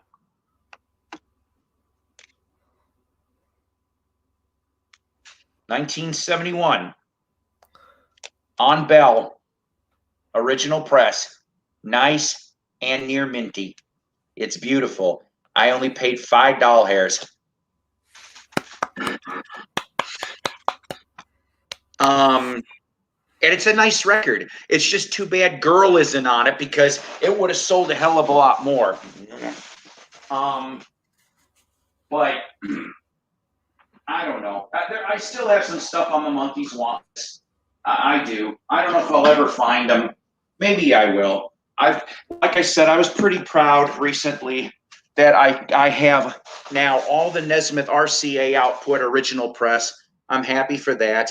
Now I'm just trying to get, like, the only thing I don't have from Nez is the Prison. I don't have that, and it's not that easy to damn find. He sells it. He sells it on his own damn website. And if I remember correctly, the price is ridiculous. And yes, of course, he says he'll sign them all, and that's wonderful, but I'm not paying that price for it. I'm sorry. It's How just much is not it? gonna happen. I want to say between 1 and 150. And it is a triple album set, if I remember correctly, in a box back in 1975. But still, I'm like, no, dude, I don't have that much money. Maybe if it was half that price, I'd pull the trigger. Half that price. Well, if you ever need any Canadian Monkeys RCA Victor pressings, Always. I can hook you up. Always. I'm serious. I only have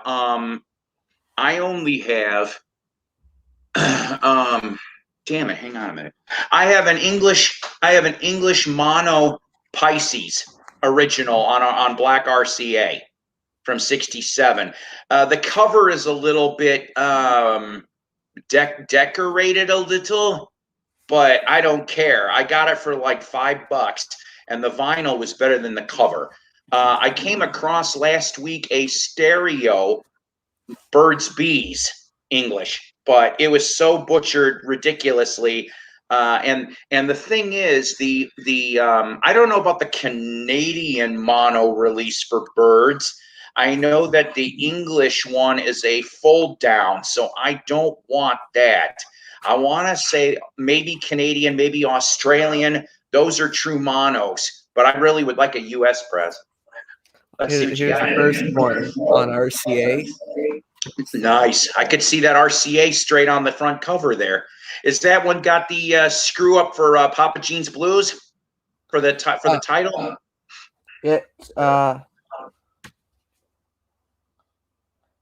How's it supposed to be spelled? It's supposed to. Okay, so the screw up is it said Jean as in Blue Jean instead of Jean as in a man's name Jean. So the screw up is JEAN, and then the fix is GENE. It has GENE on the front, but Okay. it has JEN on the back. Oh boy. Oh, okay. You crazy Canadians. I don't know. This one's kind of, chewed That's still to bits. cool. I've never seen a Canadian. Oh, okay. This one's in much nicer shape. Oh. Mono Canadian, more the Monkeys. Nice. I'm not going to be ashamed by telling you I had Peter's shirt. I actually had not Peter's real shirt. I mean, I had the same damn shirt that Peter wears on that album. I had that when I was like 12, 13 years old. I wore it. You can see the all from RCA. JCPenney, ladies and gentlemen. All those clothes came from because it was a model shoot for. Yes, that's nice. For the JCPenney catalog. That's where those were outtakes from those picture sessions. It's got the nice black. See, I like those. I mean, sure, I like the Cold Gems labels, but I like the damn RCA Victor labels, especially with that stuff. That's just awesome. That's just cool stuff. The last RCA Victor one I have. I have an American Pisces, and I have a Rhino Birds, Bees, and the Monkeys. But here's Headquarters again, RCA Victor. See, I like that. It just stands out. Yeah. I love that. Mm. And again, there it is. I'm a little late on the. Oh, nice. A little late on this, but Tim is asking which spelling is on the record label, Ethan, for the Monkeys' first one, for Papa Gene. I can check. Sure. I think my best, and like I said, I wish I had more import stuff, but when I went to the Goodwill and somebody dumped the first 5 Monkeys albums, and I finally, after all these years, got a mono Pisces, and it was in really nice shape too. It plays all the way through, really nice. That's probably my best find, honestly, other than the mint changes I have from '70. So It's GENE on the label. okay. And then you know the story about that Monkeys cover, right? If I do, I've forgotten. Please elaborate. Okay, so you see, I'm Mike gonna put these back. I can still hear you. Okay, Mike is saying something on the cover. You can tell. Supposedly, what he is getting ready to say is, "Will you take the fucking picture already?" That is supposedly what Nesmith said right then and there. He was getting ready to go, "You take the fucking picture already," and that's Nez supposedly said that. So, Merrick, of course, says most high school girls bought those Monkeys albums and wrote all over them and beat the crap out of the vinyl with cheap record players. Well, that's what Merrick, that English Pisces one, has got some type of fan type writing. It's not really ridiculous, but that's why it was $5. But the vinyl is really nice, and it was a mono English too. It sounds really nice. So unless you want to see the Canadian Beatles albums, I don't think I have anything else interesting to show. Yeah, let me see the Canadian Beatles albums, whatever you've got, and then after that, I'm going to have to wind this up. Okay, I'll grab the 3 interesting ones. Okie dokie.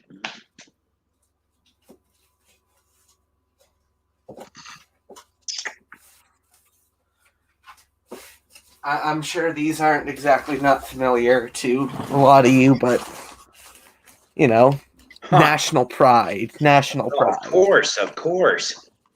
Well, Capitol got the Beatles here before they did in America. Yep, so that's right. By about a year, right? 63. Yeah, 63. We had the singles starting from Me to You released as they were in England, and we had Love Me Do and Please Please Me, all on the nice Capitol Swirl label.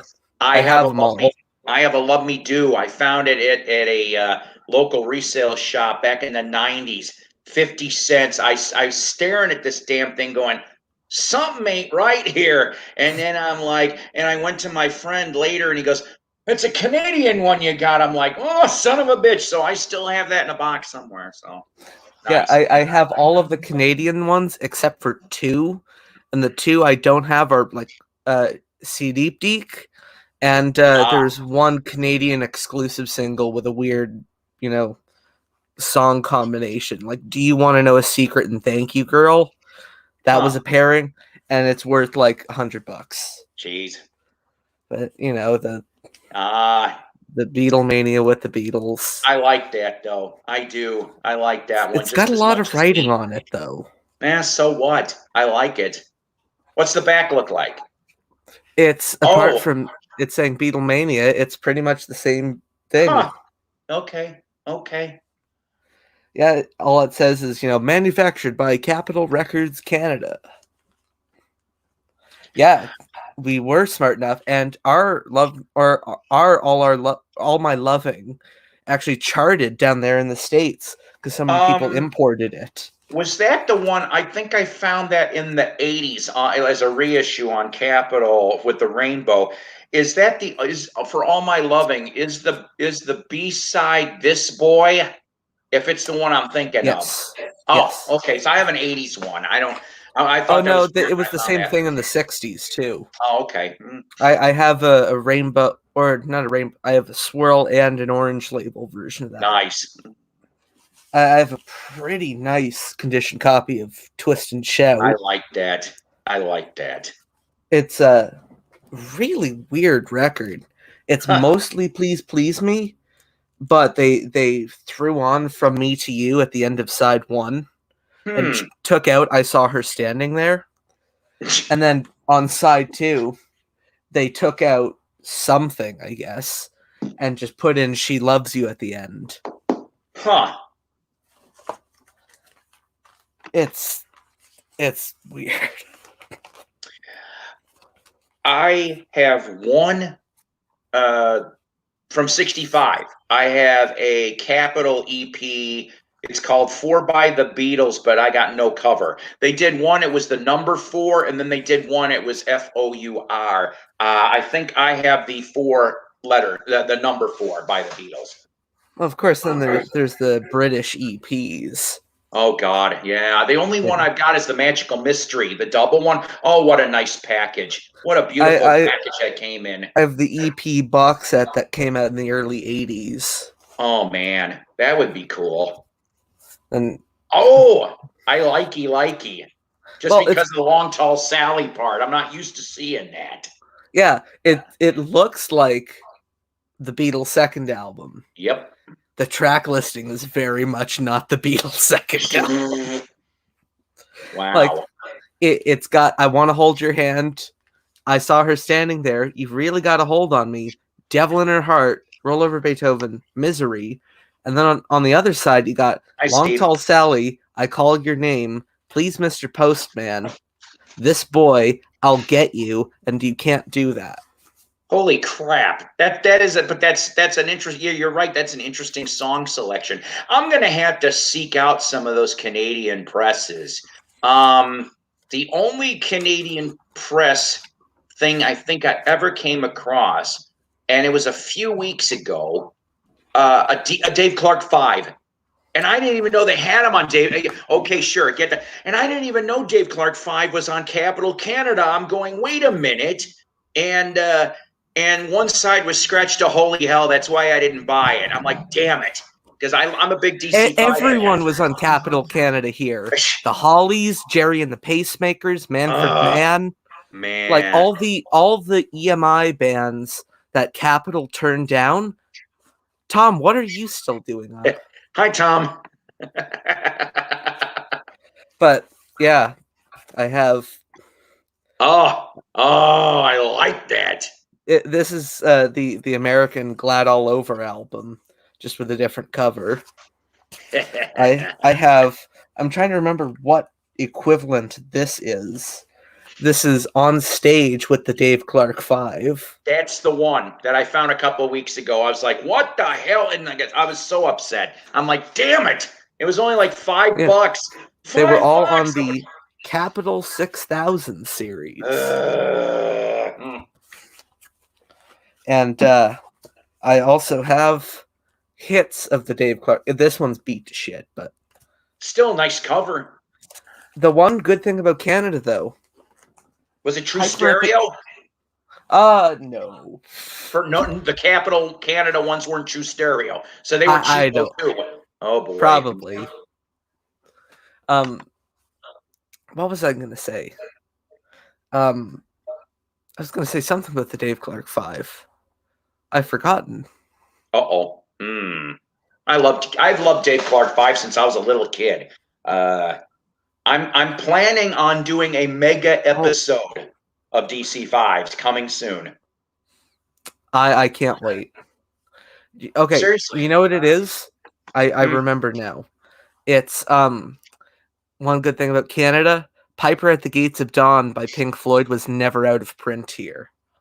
Oh, jeez. They were pressing that well into the late 80s, I think. Oh. So the album is not terribly hard to find here. Oh. Same with The Saucer Full of Secrets. Oh, that would be fun. Alice makes good Canadian bacon, eh? I bet she does. Sam gives her the good cuts. Same here. I love them, Paul. And I'll tell you, when I end up doing that mega episode, I found out some things about them just in the last few months that I didn't even know about before. Yes. Well, okay. One of them has to do with, this is not going to be much of a secret. I don't mind mentioning this. Dave Clark did not drum on some of those damn hits. They used a nice session drummer. I'm sorry, the name is escaping me, but I want to say Graham was his last name, and he was one of the hottest session drummers in the early '60s. And on YouTube somewhere, okay, it was an Ed Sullivan Show TV Bobby appearance. Graham. Yes, thank I you, just Googled Bobby it. Graham.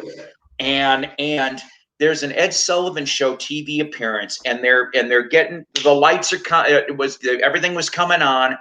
They were in about maybe 1 minute into the damn song, and the tape sticks. The tape sticks, and they go off and cut the lights and try to fix it. Look who's here. Hello there. Hello.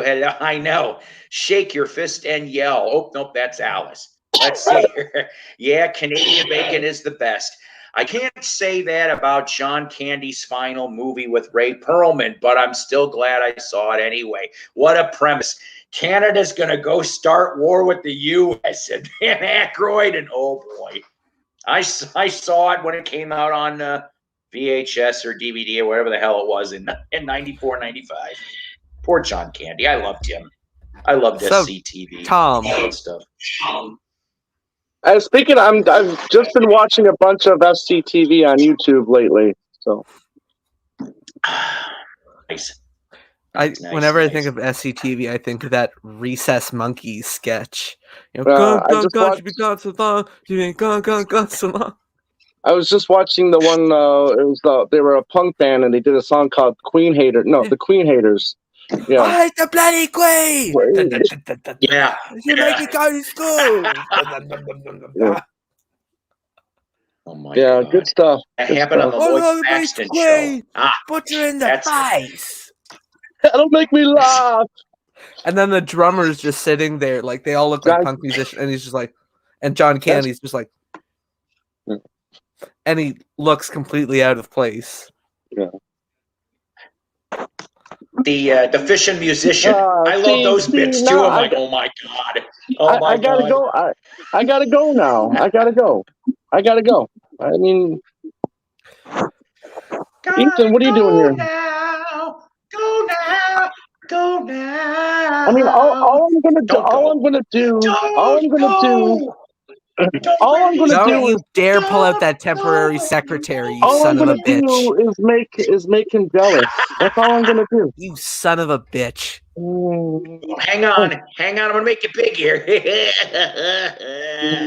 That's all right. I hope you get your fucking saliva Hooray! all over that and ruin the ink. Paul's I like lips that. look a little That's my best- discolorated. Were you practicing? I like that.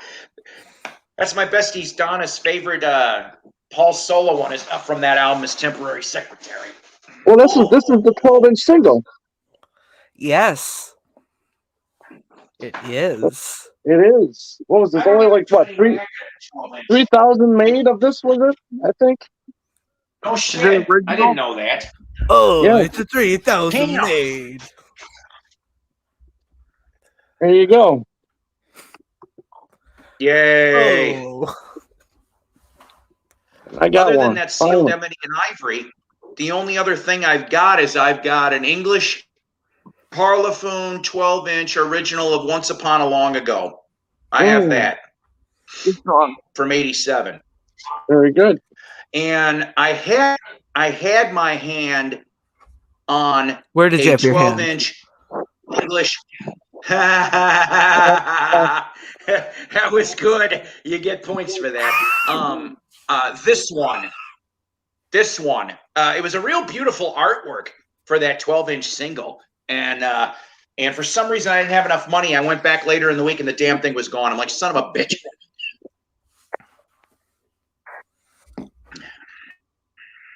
Okay, Anyway. let's see here. I'm a little behind here. Canadian beer sucks. What? I agree with you on that. There I was don't I agree with there you. was a Molson beer Molson Gold. I can't remember the name of it, but from the '90s. They don't make it anymore, but we drank the hell out of it in Michigan during the '90s. It was really good. D-Day Trish is here. Hello, Trish. Hey, It's Mike, like how's when I Carol had the doing? Milli Vanilli tape, it got stuck, but they kept singing. Hey, Mike, how's Carol doing tonight? Cindy, Girl, you know it's true. Greg. Ooh, ooh, ooh.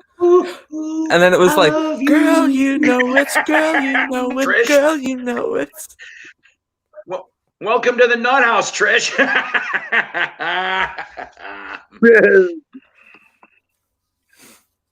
True story. So speaking of Milli Vanilli, oh boy. Tom, can you please stop it? So I don't know this. I don't know if this. Rose Records was a chain in Illinois, Indiana, and Wisconsin. And I knew the guy that ran the local one. And he gets a letter and he's chuckling, but he's also going, oh shit, I'm going to get it for this. And I said, and he'd show me the stuff because he knew, you know, and it was from Arista.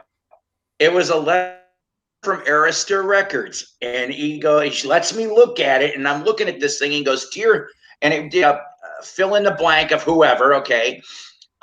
Starting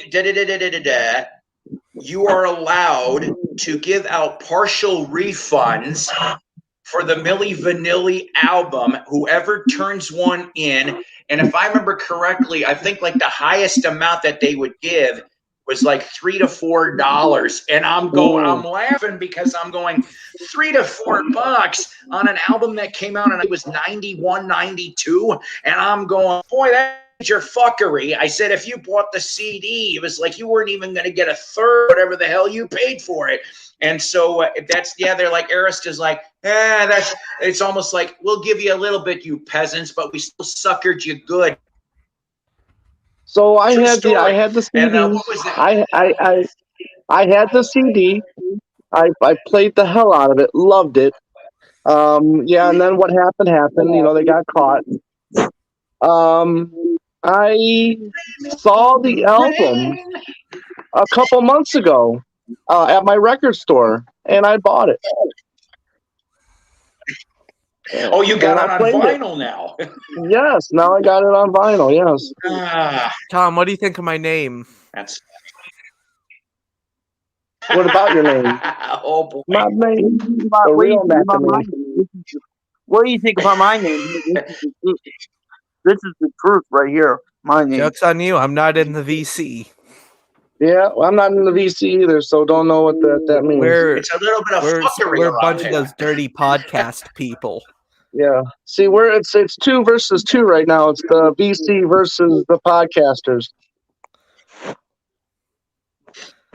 And it's weird that like I'm not gonna say it. So Ethan, what are you still doing? Hell, I should get a podcast just Mason's not here. I forgot to take my Xanax. I'll eat.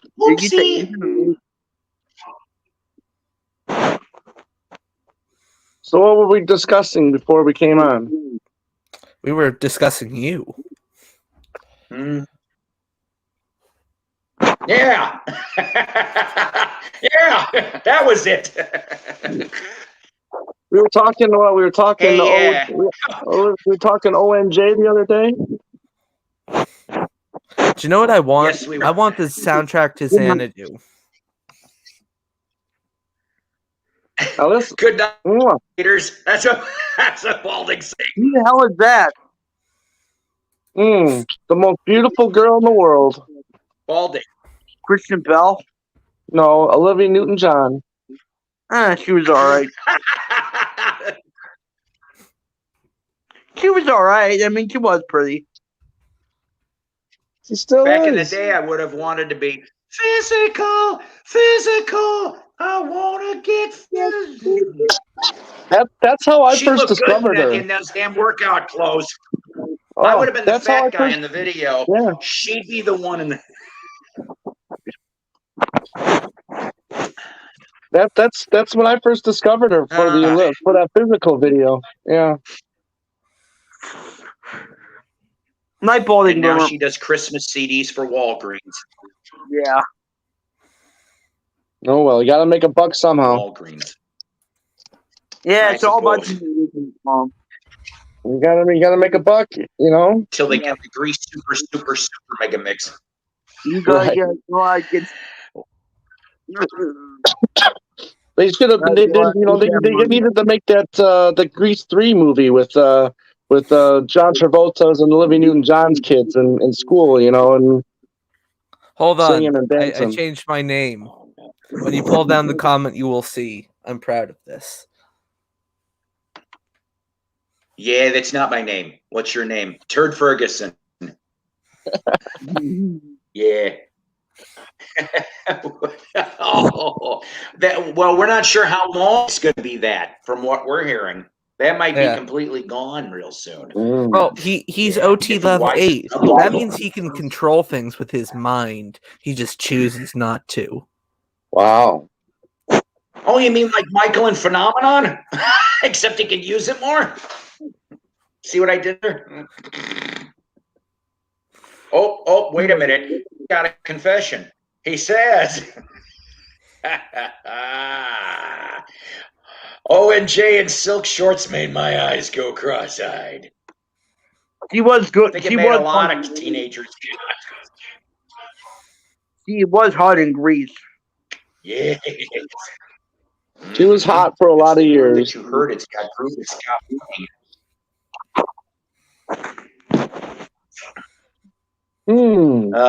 my crush were still Joan Jett and Pat Benatar when I was when I was a teenager. Those were the two I really was like, yeah. Joan Jett is still hot.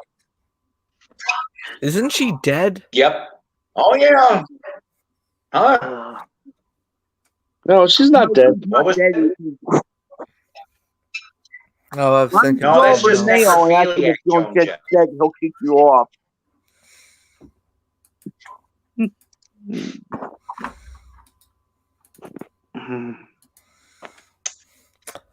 I made my name nothing, and now I can't change it again. I feel like an idiot. Oh, well, man. Nothing else matters. Well, that That's just a good means you're song. the king of nothing. See what? King of nothing. Oh boy.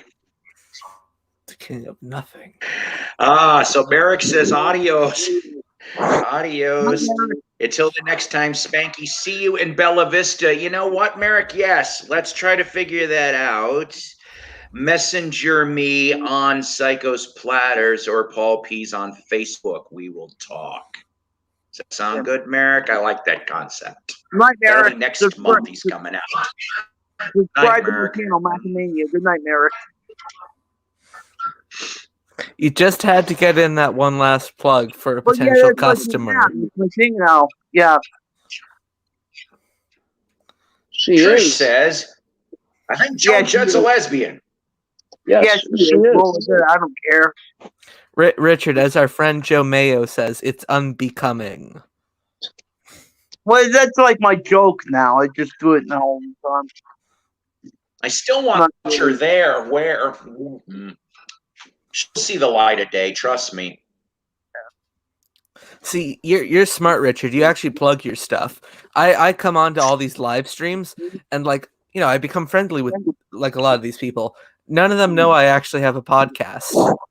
Yeah, it's a joke now because everybody gets tired of them. They get pissy at me, so I just do it now to annoy them. I like to annoy people sometimes. But I do such a piss poor job at promotion. Maybe this is why I have like 6 listeners. Yeah. Okay, well, it's a little bit more than that. Remember, kids, it's quality over quantity. Rachel was promoting about 150 channels in there. So I was screwing with her. I was going to piss her off a little bit. And I wrote subscribe to Macamania in the chat 2 times. My God, you're trying to sell yourself. You write that again, I'm gonna block you. Like, well, you're on here promoting 150 different stuff. Oh, but it's your stream. Yeah. I think we've lost him. No, I'm here. I'm not. Oh, wait. Never mind. I'm still confused. I'm still here. I was just texting. Actually, Lisa was the one that encouraged me to write that in there. Very good. To what, the VC hates McCartney? No, the subscribe to Macamania and Rachel's stream yesterday. Oh. When she was promoting everybody. I did twice and said if I did it again, I'm gonna block. I'm gonna pick you up.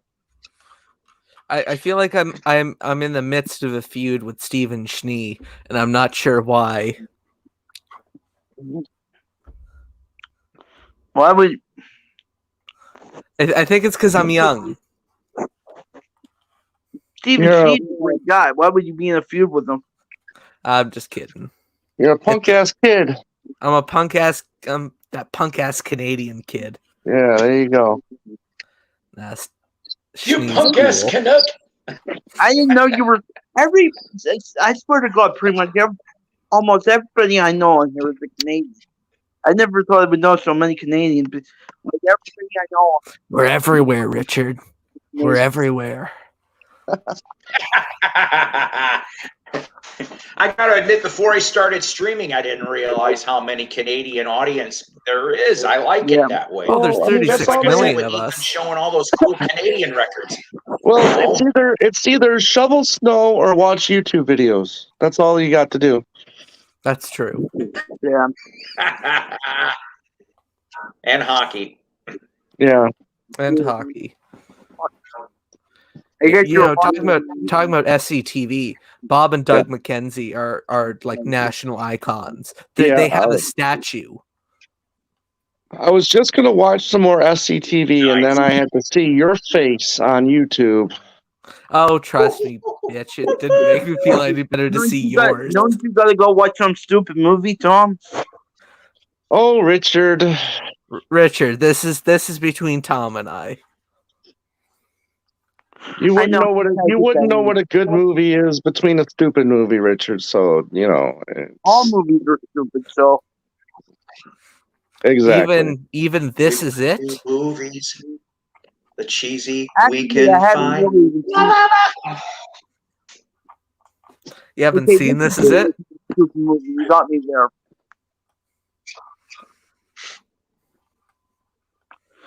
And that's one area where Michael's got it on. That's where the area where Michael has it on Paul. This Is It is a good movie, and Broad Street isn't. Okay.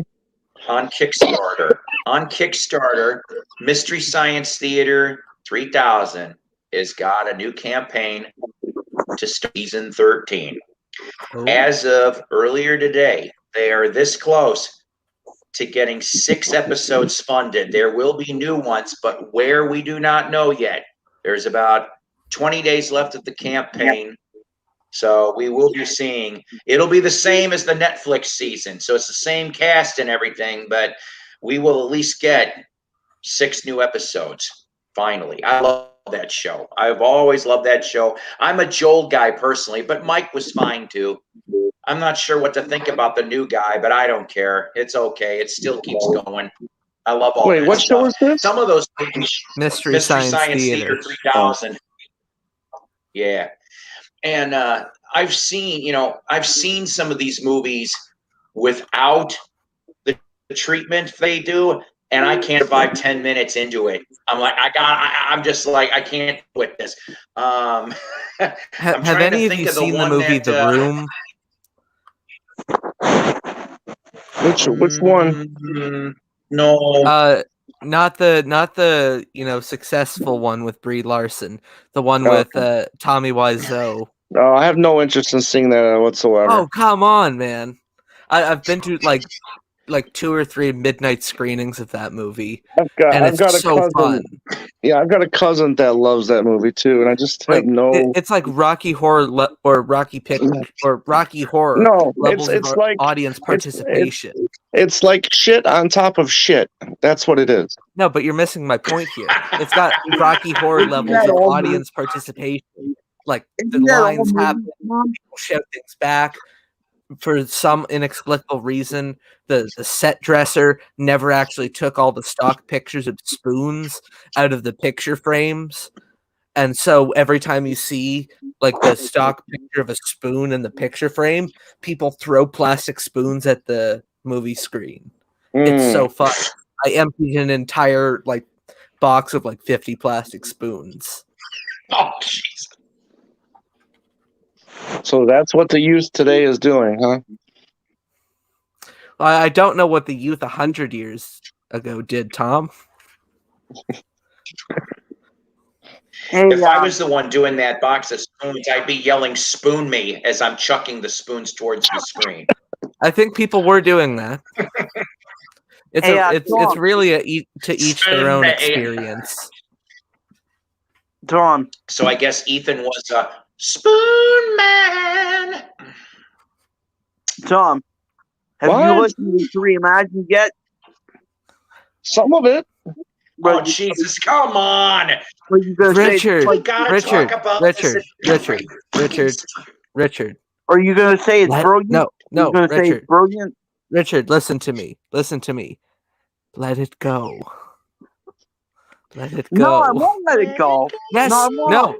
The only person it's hurting is you. Reimagine, let it go. If you don't like the album so much, like let it slip out of your mind.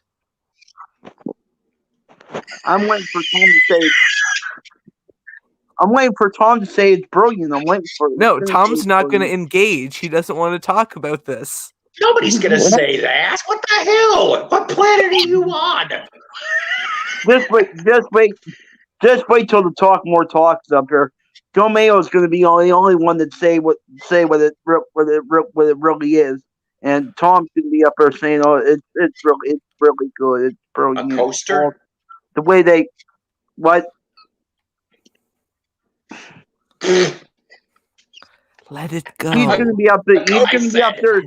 He's going to be up there defending all the remixes and all the way they did the music and all that stuff. Richard, no one cares about McCartney 3 Imagine. I don't think Paul does either. Just let it go. I don't give a shit. It's a money making machine for the suckers. It's a Capitol Records, board meeting business decision that, It's a Capitol Records release. No one cares. They only want your money. The actual album doesn't matter. Let it go. Yeah, let it go, Richard. Let it go. It's healthy to let negative emotions go. Yeah. Oh my God.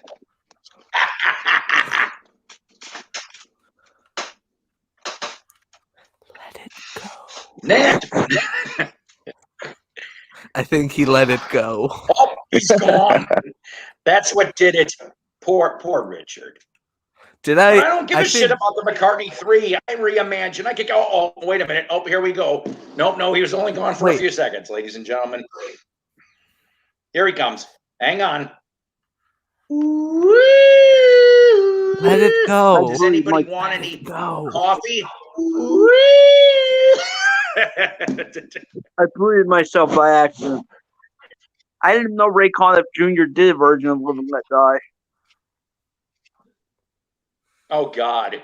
Paul McCartney isn't real. He died 55 years ago in a car crash. Not we need to again. let it go. Let it go. Why are you doing a podcast about an imposter? That's like Paul McCartney.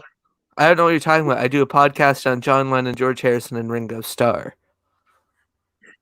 It shouldn't be called The truth is, like the Batman comic It was the other three that died. I was the only one that lived. The rest died in a plane in the Himalayas. Batman 228. Go get it. I'm sorry. I That thought was yours one of the was a coolest Paul fucking McCartney Batman podcast. comics.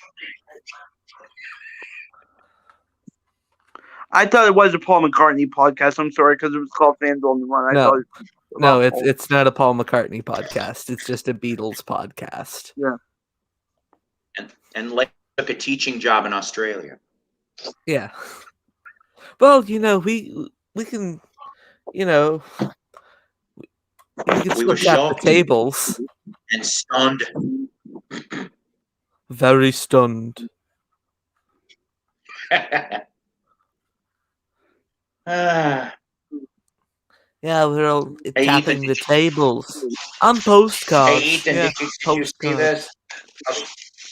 this? I picked up this yesterday.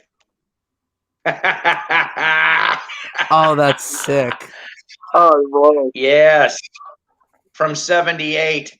I didn't even know they put a friggin' 45 on Warner. Oh, look at you. Look at you with the Blu-ray. I didn't even know they put it on Blu-ray. Archaeology. I gotta get It's that. yep.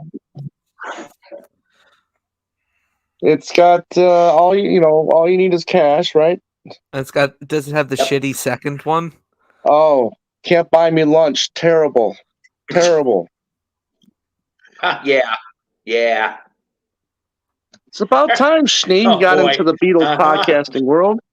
That's what's wrong. That's what's wrong with the world. The name of the first song on there. All you need is cash. That's what's wrong with the world. That's not the name of a song. You said the first song was called "All You Need Is Cash." No, that's the name of the movie. Oh, well, regardless, that's what's wrong with the world. Wait, are we getting? Are you gonna start spouting, teachings from Marx to us? Mark, Richard, If so, I'm a fellow comrade. we're gonna go. Marx We're gonna was go a back great to. toy company. We're gonna go back Yeah. to trading furs.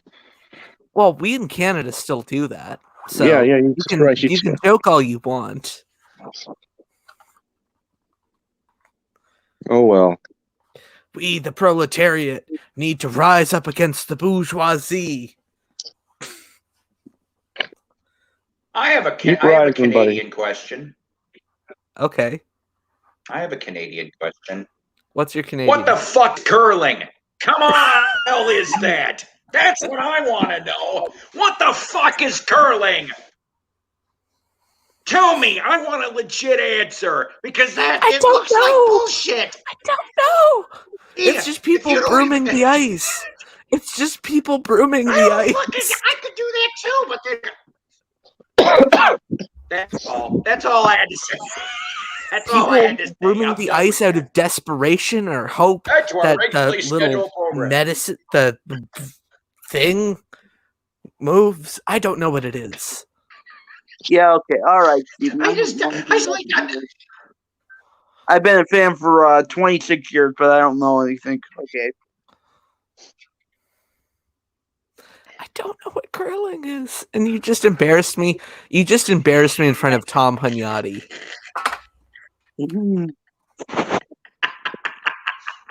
You're gonna have to pay for that, just being honest. psychos. You can't embarrass him like that, my friend. You better watch it. Well, You just made me disgrace my country. On the day of my daughter's wedding, and all I asked was, "What the fuck was curling?" That's all I asked. I have to get the baseball bat out over here. He's Break a couple threatening you. kneecaps. Which knee? I love it. I love it's the hockey. podcasts Don't versus the understand curling. YouTubes. That's all I'm What- saying. What All I'm what saying. knee what knee do you want me to bust? Do you want the right knee, the left knee, or the weenie? What knee? I prefer curling. As long as it's not the third. Oh fuck, that's not even working much anymore. I guess I don't give a shit. I prefer curling, actually. Can you explain what curling is? No, but I just can't stand hockey. Oh, fuck you. Certainly. I'm sorry. I'm not even a big hockey guy myself, but it's so ingrained in our national identity that I have to just say fuck you to anyone who doesn't like hockey. Yeah. Exactly, Tim Allen. I've been listening to the Beatles for 26 years. I know some stuff. Just because you listen to them doesn't mean you know anything. Richard, how many Beatles are there? 2. Close. 4. Do we count Pete Best? Just wondering on this question. There's actually 5. I don't think Pete Best counts Pete Best anymore. There's actually 5 if you count George Martin, since he was referred to as the fifth Beatle.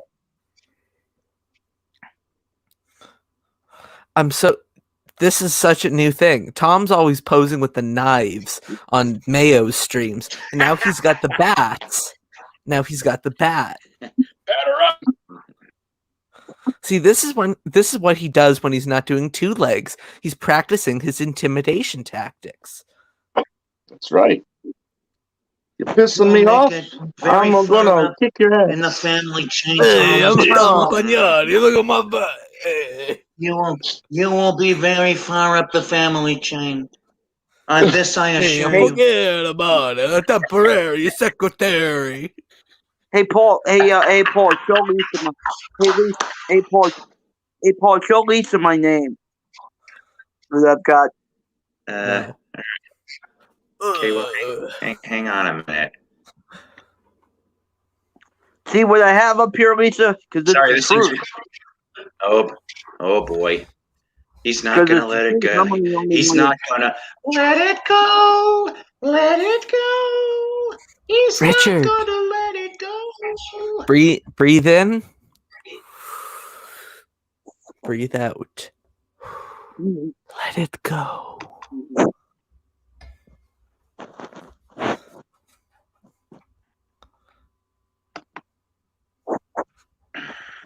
Statistically, Stephen, that's true. Yeah. See, that is true, yeah, Stephen. You're not Stephen lying. knows more about the Beatles than Richard does. But the more important question was Leppo the Fifth Ruddle. That is what we really needed. Richard, what was your number 1 song on Sgt. Pepper earlier today? Leppo wasn't the fifth Ruddle. Big Valerie was. And she was only the fifth Ruddle, but correct. Force. Thank you. That was the trick question, and you passed. I don't understand what she's saying. Well, she thumped now me. she wants to leave. She's saying she wants to leave her off, and now she wants to leave. I don't get it. At one point, what was your number 1? Money faster than the British government. What was your number 1 song for Sgt. Pepper earlier today, Richard? She's leaving home. She's leaving home. Oh, the best thing the Beatles ever wrote. No, it wasn't. It's brilliant. The storytelling and it's brilliant. It's good Beatles music to fall asleep to. I'm not talking about the actual storytelling. Now that Mr. Moonlight song, that's a good song. It's underrated. I'll give you that. Good song. I brought up in my last stream that even the Beatles had screw-ups. Oh yeah, I was there for that stream. Is shitty. Which Beatles song out of the 223 legitimately released between 1963 and 70 were shitty? Nice Rush album there, Tom. Yeah. I love early Rush. Do you like later Rush? Not really. I don't. I'm not going to lie to you. My cutoff is Moving Pictures. I seriously, from the album to Moving Pictures, that's my favorite Rush stuff. After that, Grace Under Pressure, Power Windows, I'm like, hang on a second here. Hang on. I'm trying to get there. Oh man. Two can play at Oh, that you game, got honey, okay. Audie. You got Floyd. Two can play at that game. Yes. Okay. Hang on, sir. I think Rachel wants a link. Lisa. Oh, Two can play at that game. God. I think Lisa wants a link.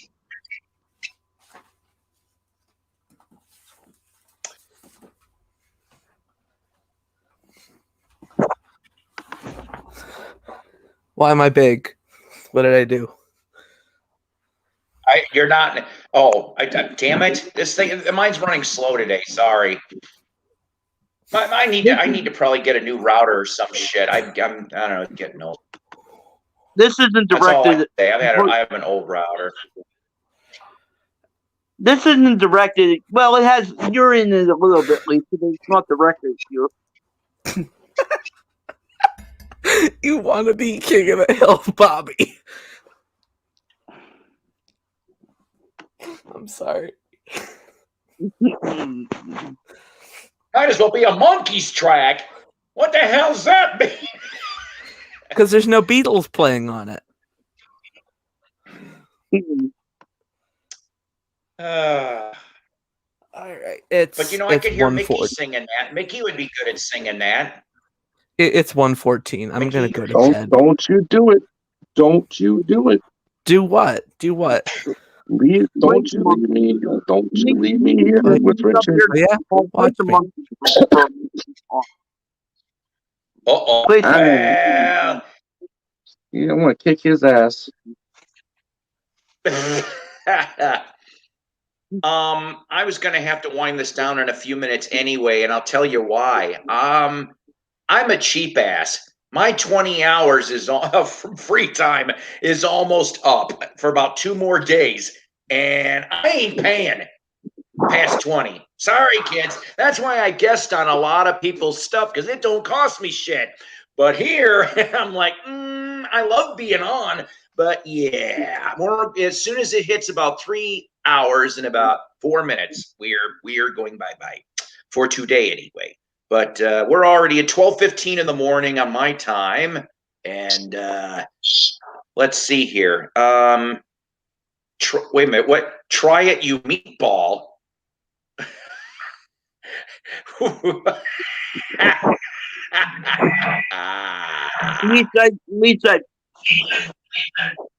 Lisa, I didn't call you a hater. I called the VC haters because everybody in the VC does hate McCartney. But that's not. I was talking about you. It's all right, Lisa. Just go have a rest. Yeah, the shot things. You got to be careful about that shit. For anybody out there taking that stuff, you got to be careful. That's all. Anybody that's having to get that second one, Moderna. Moderna. Reaction to Moderna at first. I got the Pfizer, but well, Richard's getting ready to get. Go on. I said Richard was getting ready to get his 3rd shot. No, I had to. Went over my head, I guess. No, that's Fleetwood Mac. Anywho.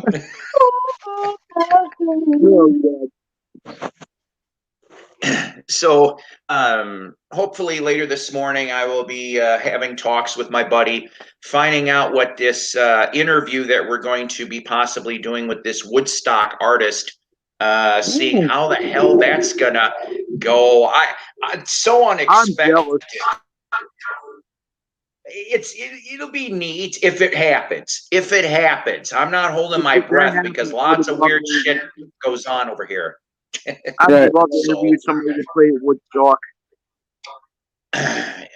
My radio show that I did back in Chicago, the only people that I got to talk to was oh God, what the hell was his name? Eddie Cash, who knew he ended up out in Vegas and then came back home to Wisconsin before he passed away. But he knew, I know, no relation to Johnny, but he knew Johnny, and he knew Carl and Jerry Lee, and we had some interesting talks.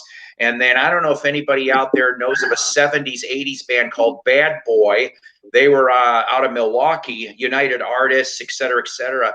But I got the privilege to talk to Zeno Hogan, who has been the lead singer of Bad Boy since the 90s. And of course, he was the original singer for Cheap Trick before Robin. So I got nice, interesting stories out of that. And I was supposed to have, Isaac Hayes. Isaac Hayes. And we were going to talk about, because he was opening up a new restaurant at the time around 2000, 2001 in downtown Chicago. It was going to be a blues club. And we were going to talk about the club. And he was still on South Park. So we were going to talk about that and everything. It would have been fun. But that didn't happen. Along with, here's another one that people look at me going, the fuck? This close to having Insane Clown Posse in my, I know, okay, but hold on a minute. No one else in Chicago would touch him. I was willing to. I had a delay box and everything. I'm like, let's do it. And then, of course, everything went, ICP is not my cup of tea. It's just the point of the matter is I wanted to be the one that had him on a pissy 5,000 watt station. It was gonna be me. It's gonna be me. But no. Oh, I guess my bad singing took him out. It took him out very quickly, like some bad linguine, and that goes down wrong. It took him out. These are the days. The needle hits the grooves. These are the days of the VC. Anywho, You're the last pisson standing, Tom. Anywho, and one last little quick. I see the rest of them, Stephen. Then we'll finish on this.